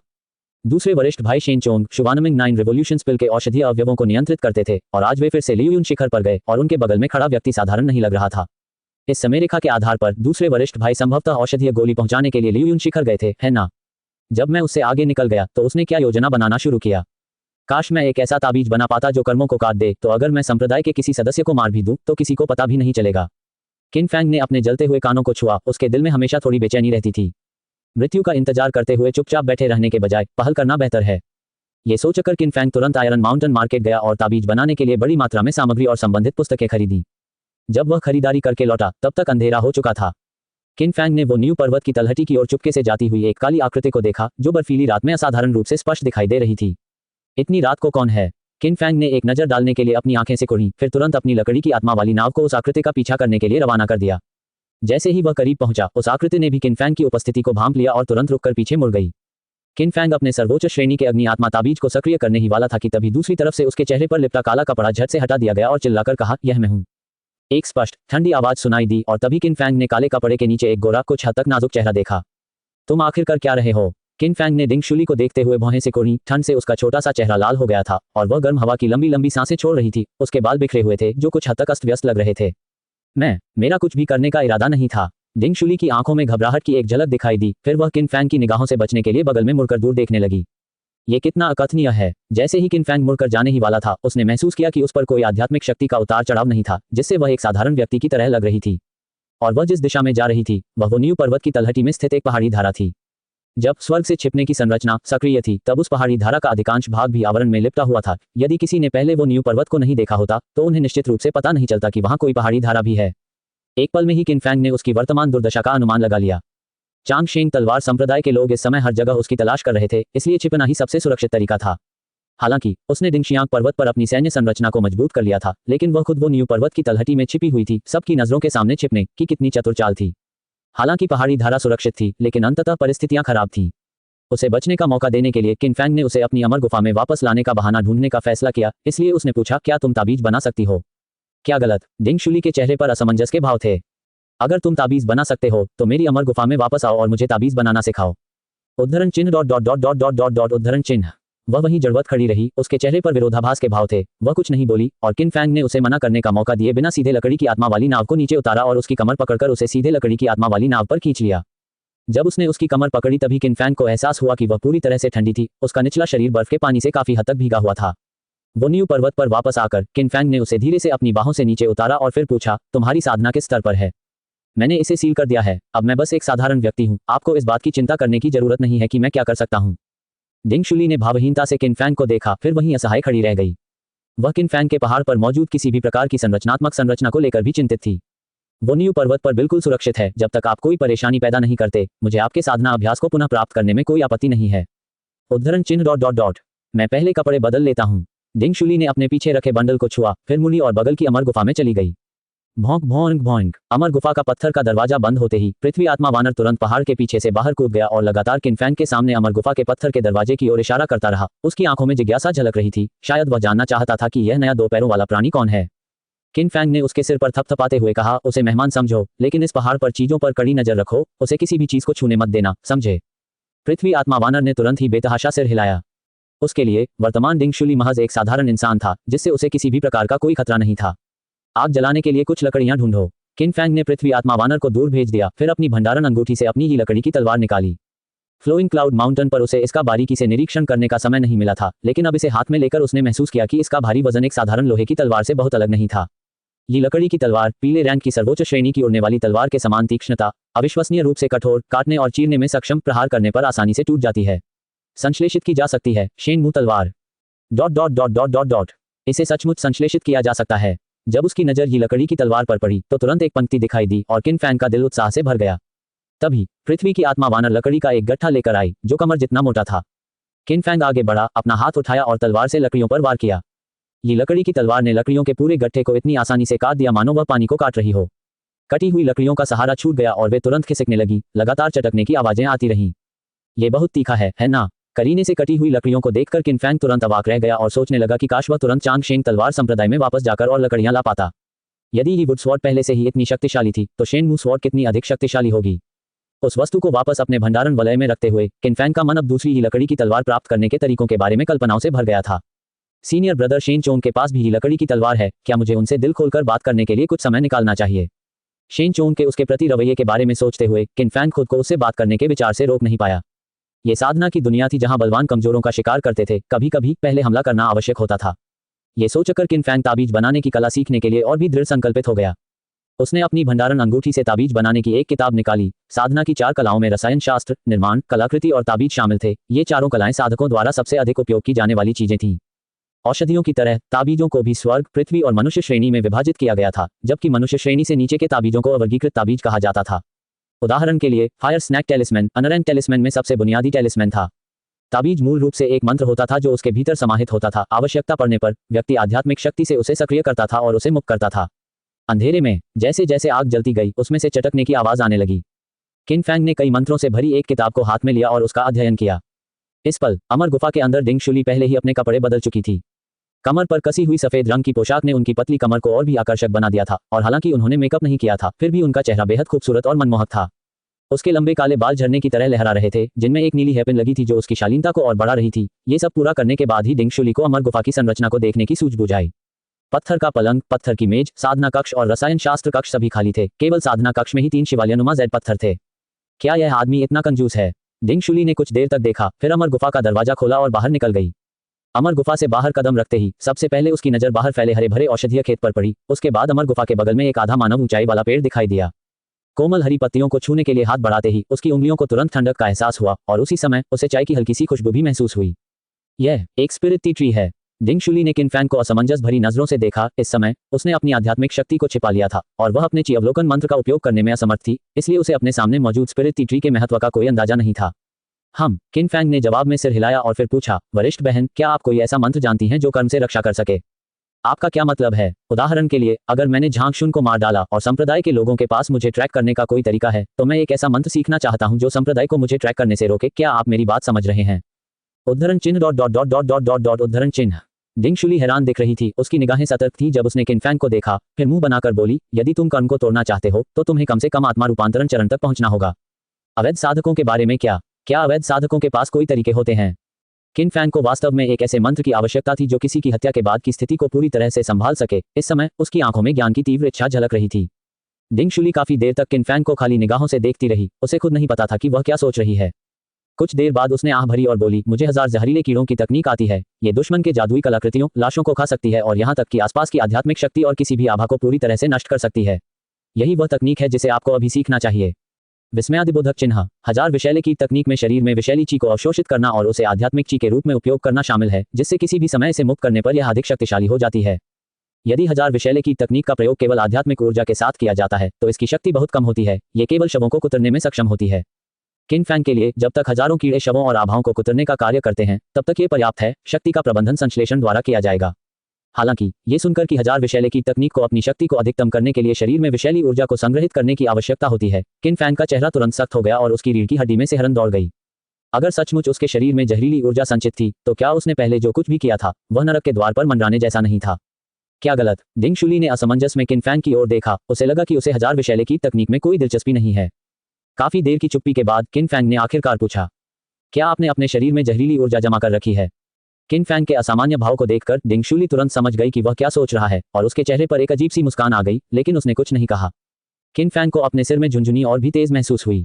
उसने अपना ध्यान केंद्रित किया और तुरंत अपनी आध्यात्मिक ऊर्जा को शरीर में प्रवाहित करके अपने शरीर की स्थिति की जांच की, यहाँ तक कि उसने अपने ऊर्जा सागर और चेतना सागर को भी नहीं छोड़ा। लेकिन काफी देर तक जांच करने के बाद भी उसे कुछ भी असामान्य नहीं मिला। मत देखो, पहली बार मैंने तुम्हें जहर दिया था, तो फिर मुझे ये क्यों नहीं मिल रहा है? उद्धरण चिन्ह डॉट डॉट डॉट उद्धरण चिन्ह। डिंग शुली ने किन फैंग पर अपनी आंखें घुमाई, अलाव के पास एक बड़े पत्थर पर बैठ गई और अधीरता से बोली, अगर सीखना चाहते हो तो सीखो, अगर नहीं सीखना चाहते तो मत सीखो। मैं सीख लूंगा, लेकिन मैं केवल कम शक्तिशाली संस्करण ही सीखूंगा। Dot dot dot. उस पूरी रात किन फैंग ने लगन से 1000 विषैले कीड़ों की तकनीक का अध्ययन किया। हालांकि डिंग शुली ने अपनी साधना को सील कर दिया था, फिर भी वह मौखिक रूप से मुख्य बिंदुओं को समझा सकती थी। 1000 विषैले कीड़ों की तकनीक एक अपेक्षाकृत उन्नत मंत्र है। जब इसे प्रमुख उपलब्धि तक विकसित किया जाता है तो यह असंख्य विषैले कीड़ों से बना एक घना धुएंदार कोहरा छोड़ता है। जहां भी यह कोहरा फैलता है वहां घास नहीं उगती और इसके दायरे में आने वाली हर खाने योग्य चीज पूरी तरह से नष्ट हो जाती है। 1000 विषयों से परिपूर्ण पूर्वज, असीम दाओ, कीट पिता और कीट माता, मुझे अमृतत्व की प्राप्ति में सहायता करें। किन फैंग ने चुपचाप मंत्र का जाप किया। उसकी उंगलियों ने मुद्राएं बनाई। उसके शरीर में मौजूद लकड़ी के गुण वाली आध्यात्मिक ऊर्जा तुरंत प्रवाहित हुई और धीरे धीरे उसके शरीर के बाहर काले धुंध की एक परत में परिवर्तित हो गई। किन फैंग ने अपने सामने चक्की के पत्थर के आकार के एक बड़े पत्थर पर गुस्से से उंगली उठाई। दोष मुक्त करो। काली धुंध मानो सजीव हो तुरंत पत्थर की ओर दौड़ पड़ी। सिजल सिजल सिजल पिघलने और क्षरण की एक ध्वनि गूंज उठी। पलक झपकते ही काले कोहरे से बने जहरीले कीड़ों ने चिकने पत्थर को विभिन्न आकारों के छेदों से कुतर दिया। हालांकि किन फैंग ने अभी तक इस मंत्र में पूरी तरह महारत हासिल नहीं की थी। काली धुंध केवल 3 सांसों तक ही रही और फिर गायब हो गई, पीछे एक गड्ढादार पत्थर छोड़ गई। किन फैंग को इतने कम समय में 1000 विष की तकनीक का प्रयोग करते देख डिंग शुली की आंखों में आश्चर्य का एक अंश दिखाई दिया। उसके पास जल और लकड़ी दोनों प्रकार की आध्यात्मिक जड़ें थीं, जो 1000 विष की तकनीक के लिए पूरी तरह से उपयुक्त थी, और फिर भी उस समय इसे करने में उसे पूरे 2 दिन लग गए थे। उसे कभी उम्मीद नहीं थी कि किन फैंग, जिसके पास 5 आध्यात्मिक मूल हैं और जिसकी प्रतिभा अत्यंत कम है, इतनी उच्च बोध क्षमता रखता होगा। तब तक बोर हो चुकी थी। किन फैंग अभी भी पास के खुले मैदान में खड़ा था और लगातार उस पत्थर पर 1000 विषैले कीड़े मारने की तकनीक का प्रयोग कर रहा था। कुछ मंत्रों के बाद पत्थर और जमीन पर उगी घास फूस पूरी तरह से गायब हो गई और यहाँ तक कि मिट्टी भी कुतरकर एक छोटा सा गड्ढा बन गई। इस समय किन फैंग ने पीड़ा भरे भाव से अपनी स्कारलेट ब्लेज फ्लाइंग स्वॉर्ड निकाली, जिसका उद्देश्य ये परीक्षण करना था कि क्या 1000 पॉइजन इंसेक्ट टेक्निक और आज जैसी चीजों को भस्म कर सकती है। स्कारलेट ब्लेज फ्लाइंग स्वॉर्ड उसका अनुबंधित जादुई यंत्र था और उसे इसकी आभा और अंतर्ज्ञान का गहरा अनुभव था। अगर 1000 पॉइजन इंसेक्ट टेक्निक द्वारा निगल लिए जाने के बाद भी वह फ्लाइंग स्वॉर्ड की आभा को महसूस नहीं कर पाता, तो यह मामला निश्चित रूप से सफल हो जाता। ये सोचते ही किन फैंग ने तुरंत स्कारलेट ब्लेज फ्लाइंग स्वॉर्ड को खुले मैदान पर रख दिया और फिर 1000 पॉइजन इंसेक्ट टेक्निक का प्रयोग करना शुरू कर दिया। स्कारलेट ब्लेज फ्लाइंग स्वॉर्ड एक उच्च कोटि की जादुई कलाकृति थी। किन फैंग द्वारा चलाए गए मंत्र से इसे पूरी तरह से नष्ट करना तो दूर, इसकी सतह को कुतरना भी काफी मुश्किल था। लेकिन किन फैंग ने फिर भी हिम्मत नहीं हारी और लगातार मंत्रों का जाप करता रहा। दिन का उजाला हो चुका था और पूरा वो न्यू पर्वत स्पष्ट रूप से दिखाई दे रहा था। डिंग शुली ने किन फैंग से अपनी नजरें हटाईं और अपने आसपास के वातावरण का ध्यानपूर्वक अवलोकन करने लगी। जब डिंग शुली ने अमर गुफा के बगल में स्थित स्पिरिट टी ट्री को ढांकती हुई हल्की सफेद धुंध देखी, तो उसकी आंखों में तुरंत हैरानी के भाव आ गए। वह जानती थी कि यह स्पिरिट ट्री द्वारा उत्सर्जित आध्यात्मिक ऊर्जा थी। यह आध्यात्मिक वृक्ष वास्तव में दृश्यमान आध्यात्मिक ऊर्जा उत्सर्जित कर सकता है। ये कम से कम 1000 साल पुराना आध्यात्मिक वृक्ष होना चाहिए, है ना? डिंग शुली चौंक गई और उसकी नजर थोड़ी सी बगल में घूमी और उसने लगभग 7 इंच लंबा एक छोटा सा पौधा देखा। वह पौधा हरा भरा था, जिसमें 10 से अधिक कोमल हरी पत्तियां हवा में लहरा रही थीं और उनके लहराने के साथ ही उनसे दिखाई देने वाली सफेद आध्यात्मिक ऊर्जा की धुंध भी निकल रही थी। ये सब देखकर डिंग शुली तुरंत समझ गई कि किन फैंग की साधना में इतनी तेजी से प्रगति क्यों हुई थी। ये 2 आध्यात्मिक वृक्ष आध्यात्मिक ऊर्जा उत्सर्जित कर सकते थे, साथ ही बाहर 10 एकड़ से अधिक फैले आध्यात्मिक औषधि के खेतों के कारण पूरे वो न्यू पर्वत की आध्यात्मिक ऊर्जा बाहरी दुनिया की तुलना में कम से कम 2 गुनी घनी थी। ऐसे वातावरण में खेती की गति स्वाभाविक रूप से अत्यंत तेज थी। किन फैंग को अभी भी 1000 विष की तकनीक में डूबा हुआ और उससे बाहर निकलने में असमर्थ देखकर डिंग शुली ऊब कर अपनी बोरियत दूर करने के इरादे से 10,000 साल पुराने स्पिरिट टी ट्री की ओर चली गई। जैसे ही वह स्पिरिट टी ट्री के पास पहुंची, उसने पत्थर की दीवार के पास एक बड़ी लकड़ी की बाल्टी देखी, जो हल्के हरे रंग के गाढ़े तरल से भरी हुई थी। इस गुणवत्ता का आध्यात्मिक पौधा तरल, ये कम से कम उन्नत स्तर का होना चाहिए, है ना? डिंग शुली की आंखों में हैरानी का भाव दिखाई दिया और उसने आध्यात्मिक पौधे के तरल की गुणवत्ता का पता लगाने के लिए उसके करीब जाने का इरादा किया। इसी क्षण उसे अचानक अपने सिर के ऊपर से गर्मी की एक लहर महसूस हुई। ऊपर देखते ही डिंग शुली दंग रह गई। उसने देखा कि एक बंदर का सिर, जो चक्की के पत्थर जितना बड़ा था, अमर गुफा की पहाड़ी दीवार से उल्टा लटका हुआ था और उसकी ओर देख रहा था। शायद दूरी बहुत कम होने के कारण वह केवल उसका सिर ही देख पा रही थी।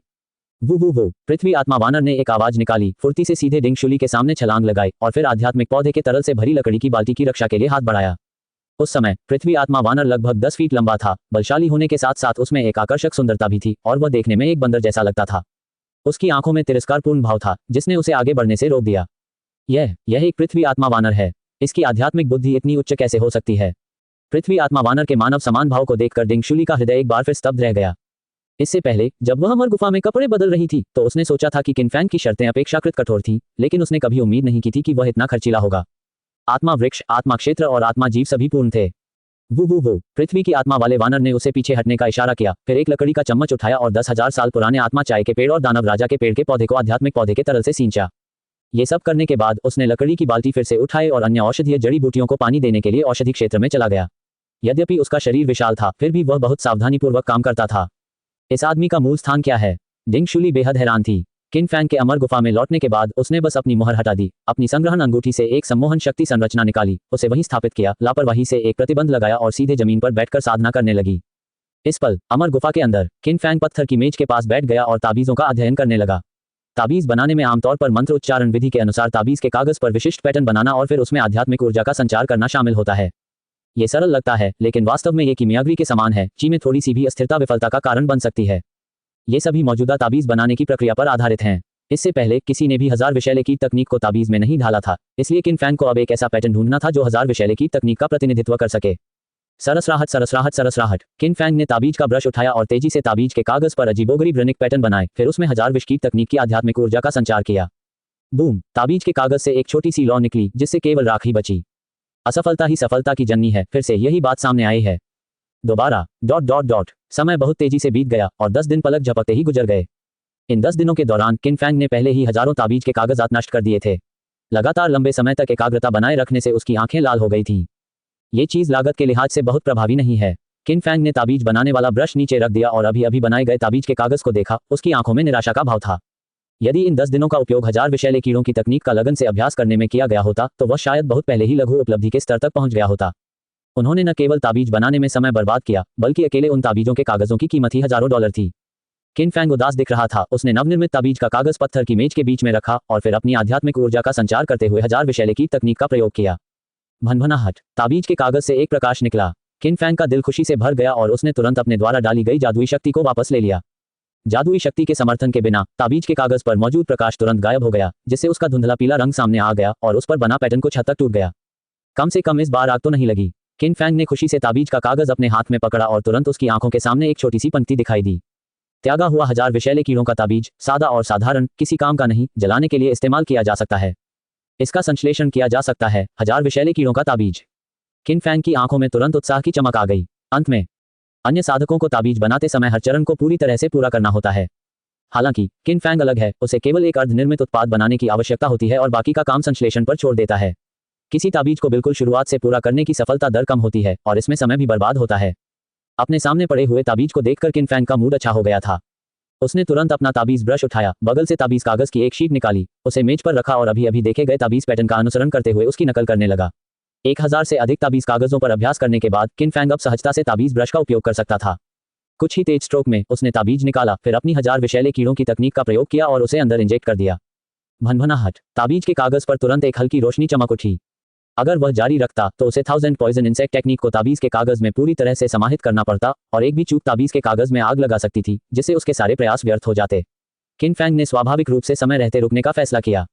जैसे ही आध्यात्मिक ऊर्जा उसके शरीर में वापस समाहित हुई, मेज पर पड़ा चमकता हुआ ताबीज का कागज मंद पड़ने लगा और तुरंत ही एक अपशिष्ट पदार्थ में बदल गया। किन फैंग ने उत्साह से अपने हाथ में फेंके गए दोनों ताबीज उठा लिए। संश्लेषण करो। पल भर में त्यागे गए ताबीज एक में विलीन हो गए, सीधे एक गहरे पीले ताबीज में बदल गए जिस पर कीड़े जैसी आकृति उकेरी गई थी, जो हल्की भूरी रोशनी से जगमगा रहा था और देखने में असाधारण रूप से उल्लेखनीय लग रहा था। आखिरकार मुझे सफलता मिल गई। किन फैंग ने हजार विषैले कीड़ों का ताबीज अपने हाथ में पकड़ रखा था। वह इतना उत्साहित था कि खुशी के आंसू उसकी आंखों से लगभग निकल आए। उसने इस ताबीज के लिए 10 दिन और 10 रात तक संघर्ष किया था और अब आखिरकार इसका फल मिलने का समय आ गया था। उसने ताबीज बनाने वाला ब्रश फिर से उठाया और लगभग आधे घंटे तक ताबीज बनाना जारी रखा, जिसके बाद किन फैंग ने 10 और हजार विषैले कीड़ों के ताबीज प्राप्त कर लिए। वह ताबीज लेकर अपनी अमर गुफा से बाहर निकल आया। डिंगशुली स्पिरिट ट्री के पास साधना कर रही थी। किन फैंग ने उसे परेशान नहीं किया और सीधे पास के एक खाली स्थान पर चला गया। वहां से उसने 1000 विषैले कीड़ों का ताबीज निकाला और उसे अपने हाथ में सक्रिय कर लिया। जैसे ही ताबीज में आध्यात्मिक ऊर्जा का संचार हुआ, पूरा ताबीज तुरंत एक काले धुंध में बदल गया, जिसने उसके सामने एक मुट्ठी के आकार के पत्थर को घेर लिया। ये काली धुंध किन फैंग द्वारा पहले इस्तेमाल की गई हजार विषैले कीट तकनीक से कहीं अधिक शक्तिशाली थी, जिसने पलक झपकते ही पत्थर को पूरी तरह से निगल लिया। कीड़ों से भरी धुंध वहीं ठहरी रही, छंटने का नाम नहीं लिया। लगातार जमीन में बने एक छोटे से गड्ढे को तब तक निगलती रही जब तक कि उसकी सारी आध्यात्मिक ऊर्जा समाप्त नहीं हो गई और अंत में वह गायब हो गई। पत्थर के गायब होने के बाद किन फैंग ने अपनी आभा अवलोकन तकनीक का उपयोग करके पिछली जगह की जांच की और उसे केवल यह महसूस हुआ कि वहां घने कीड़े थे, पत्थर की आभा का कोई निशान नहीं था। इससे पहले जब किन फैंग ने अपनी कीट तकनीक का उपयोग करके स्कारलेट ब्लेज फ्लाइंग स्वॉर्ड को निगल लिया था, तब भी उसे स्कारलेट ब्लेज फ्लाइंग स्वॉर्ड की आभा का एहसास नहीं हुआ था। हालांकि यह सुरक्षित प्रतीत हो रहा था, फिर भी किन फैंग ने इसे एक बार फिर से संश्लेषित करने और देखने के लिए अपनी अमर गुफा में लौटने का फैसला किया। हालांकि उनकी संश्लेषण क्षमता सरल थी, लेकिन वस्तुओं के मूल्यांकन के मामले में यह बहुत ही प्रामाणिक थी। किन फैंग अपनी अमर गुफा में वापस लौटा और सीधे 1000 विषैले कीड़ों का ताबीज निकालकर अपनी हथेली में उसकी जांच करने लगा। 1000 विषैले कीड़ों का ताबीज, मध्यवर्ती ताबीज। विषैले कीड़ों की धुंध अत्यधिक जहरीली होती है और आध्यात्मिक ऊर्जा सहित कई पदार्थों को नष्ट कर सकती है। इसका संश्लेषण किया जा सकता है। उन्नत 1000 विषैले कीटों का ताबीज। डॉट डॉट डॉट 1000 विषैले कीड़ों के ताबीज को जिस उच्चतम स्तर तक संश्लेषित किया जा सकता है, उसका परीक्षण करने के लिए किन फैंग ने उन सभी को संश्लेषित करने से पहले 100 से अधिक अर्धनिर्मित ताबीज बनाए।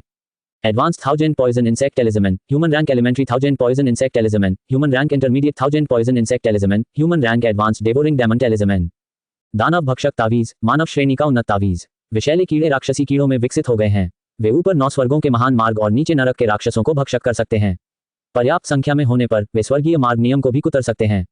यह अपने चरम पर पहुंच चुका है, इसे और संश्लेषित नहीं किया जा सकता। द डिवोरिंग डायमंड टेलिस्मैन अन्य टेलिस्मैन से अलग था। ये पूरी तरह से हल्के हरे रंग का था, जिससे सियान रंग की रोशनी निकल रही थी, जो एक बेहद दमनकारी अनुभूति पैदा कर रही थी। एक नज़र में ही यह साधारण टेलिस्मैन जैसा नहीं लग रहा था। क्या अपनी चरम सीमा तक संश्लेषित ताबीज वास्तव में इतना शक्तिशाली होता है? किन फैंग ने सावधानीपूर्वक भक्षक दानव ताबीज को पत्थर की मेज के बीच में रख दिया और अपने दिल में एक जबरदस्त झटका महसूस किया। हालांकि उसे यकीन नहीं था कि यह कर्म को काट सकता है, लेकिन स्वर्गीय दाव कानून को कुतरने की इसकी क्षमता के आधार पर भक्षक दानव ताबीज के साथ वह निश्चित रूप से झाओ देश की साधना दुनिया में तबाही मचा सकता था। कर्म का संबंध उतना ही गहरा है जितना कि दिव्य दाव नियम का। यदि कोई अंतर है भी तो वह बहुत मामूली है। कम से कम झाओ देश के साधना जगत में तो अभी तक ऐसा कोई शक्तिशाली व्यक्तित्व नहीं देखा गया है। ये सोचकर किन फैंग को अचानक अविश्वसनीय रूप से प्रसन्नता का अनुभव हुआ, मानो आकाश पक्षियों के उड़ने के लिए ऊंचा हो और समुद्र मछलियों के उछलने के लिए विशाल हो। ठीक तभी अमर गुफा के बाहर से अचानक एक ध्वनि संचारण ताबीज निकला और तुरंत बाद ताबीज के भीतर से शेन चोंग की आवाज सुनाई दी। छठे कनिष्ठ भाई, आज आधी रात को संप्रदाय से 300 ली पूर्व में स्थित किंग्युंग घाटी में मिले। 5वीं वरिष्ठ बहन ने हमसे पंखों वाले स्वर्ण पक्षी को वश में करने में सहायता मांगी है।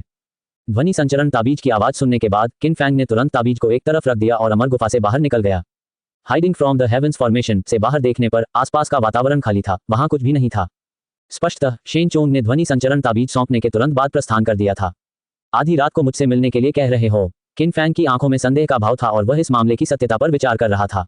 अगर वाकई 5वीं वरिष्ठ बहन मदद मांग रही होती तो उसे मदद करने में कोई आपत्ति नहीं होती, लेकिन अगर यह शेन चोंग की साजिश थी तो उसे कुछ और तैयारी करनी होगी। कुछ क्षण के संकोच के बाद किन फैंग ने अपनी लकड़ी की आत्मा वाली नाव निकाली और जांच करने के लिए संप्रदाय जाने का फैसला किया।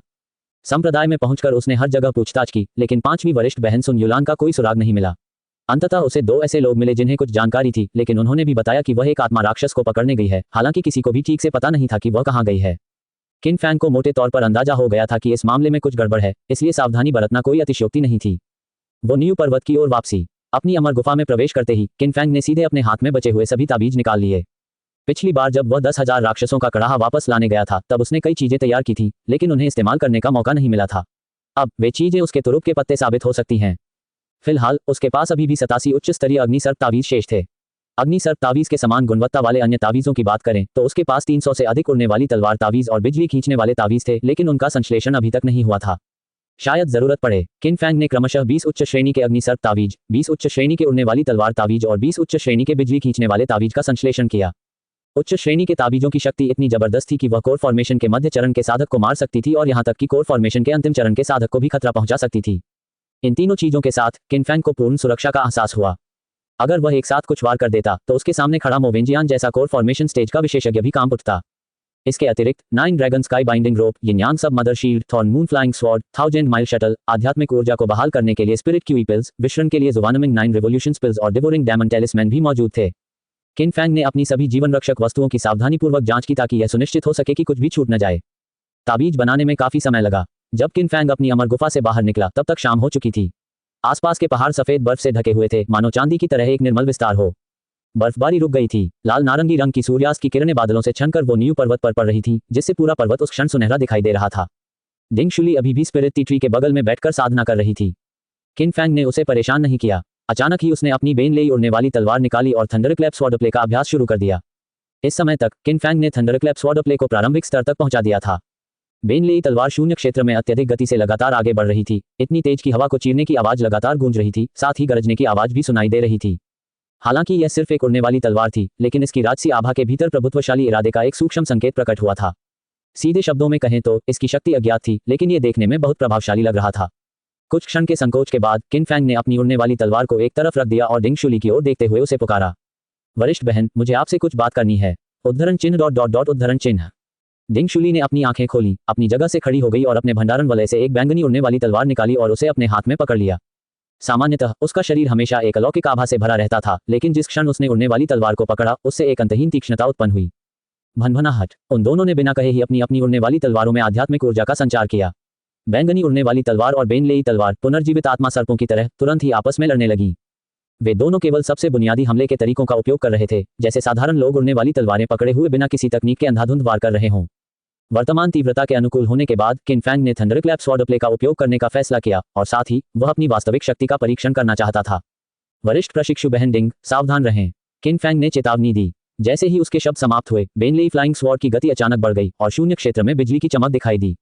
पलक झपकते ही बेन लेई तलवार ने बढ़त हासिल कर ली और लगातार डिंग शुली के करीब आती चली गई। इस क्षण डिंग शुली की आंखों में अचानक एक गर्व भरी मुस्कान झलक उठी।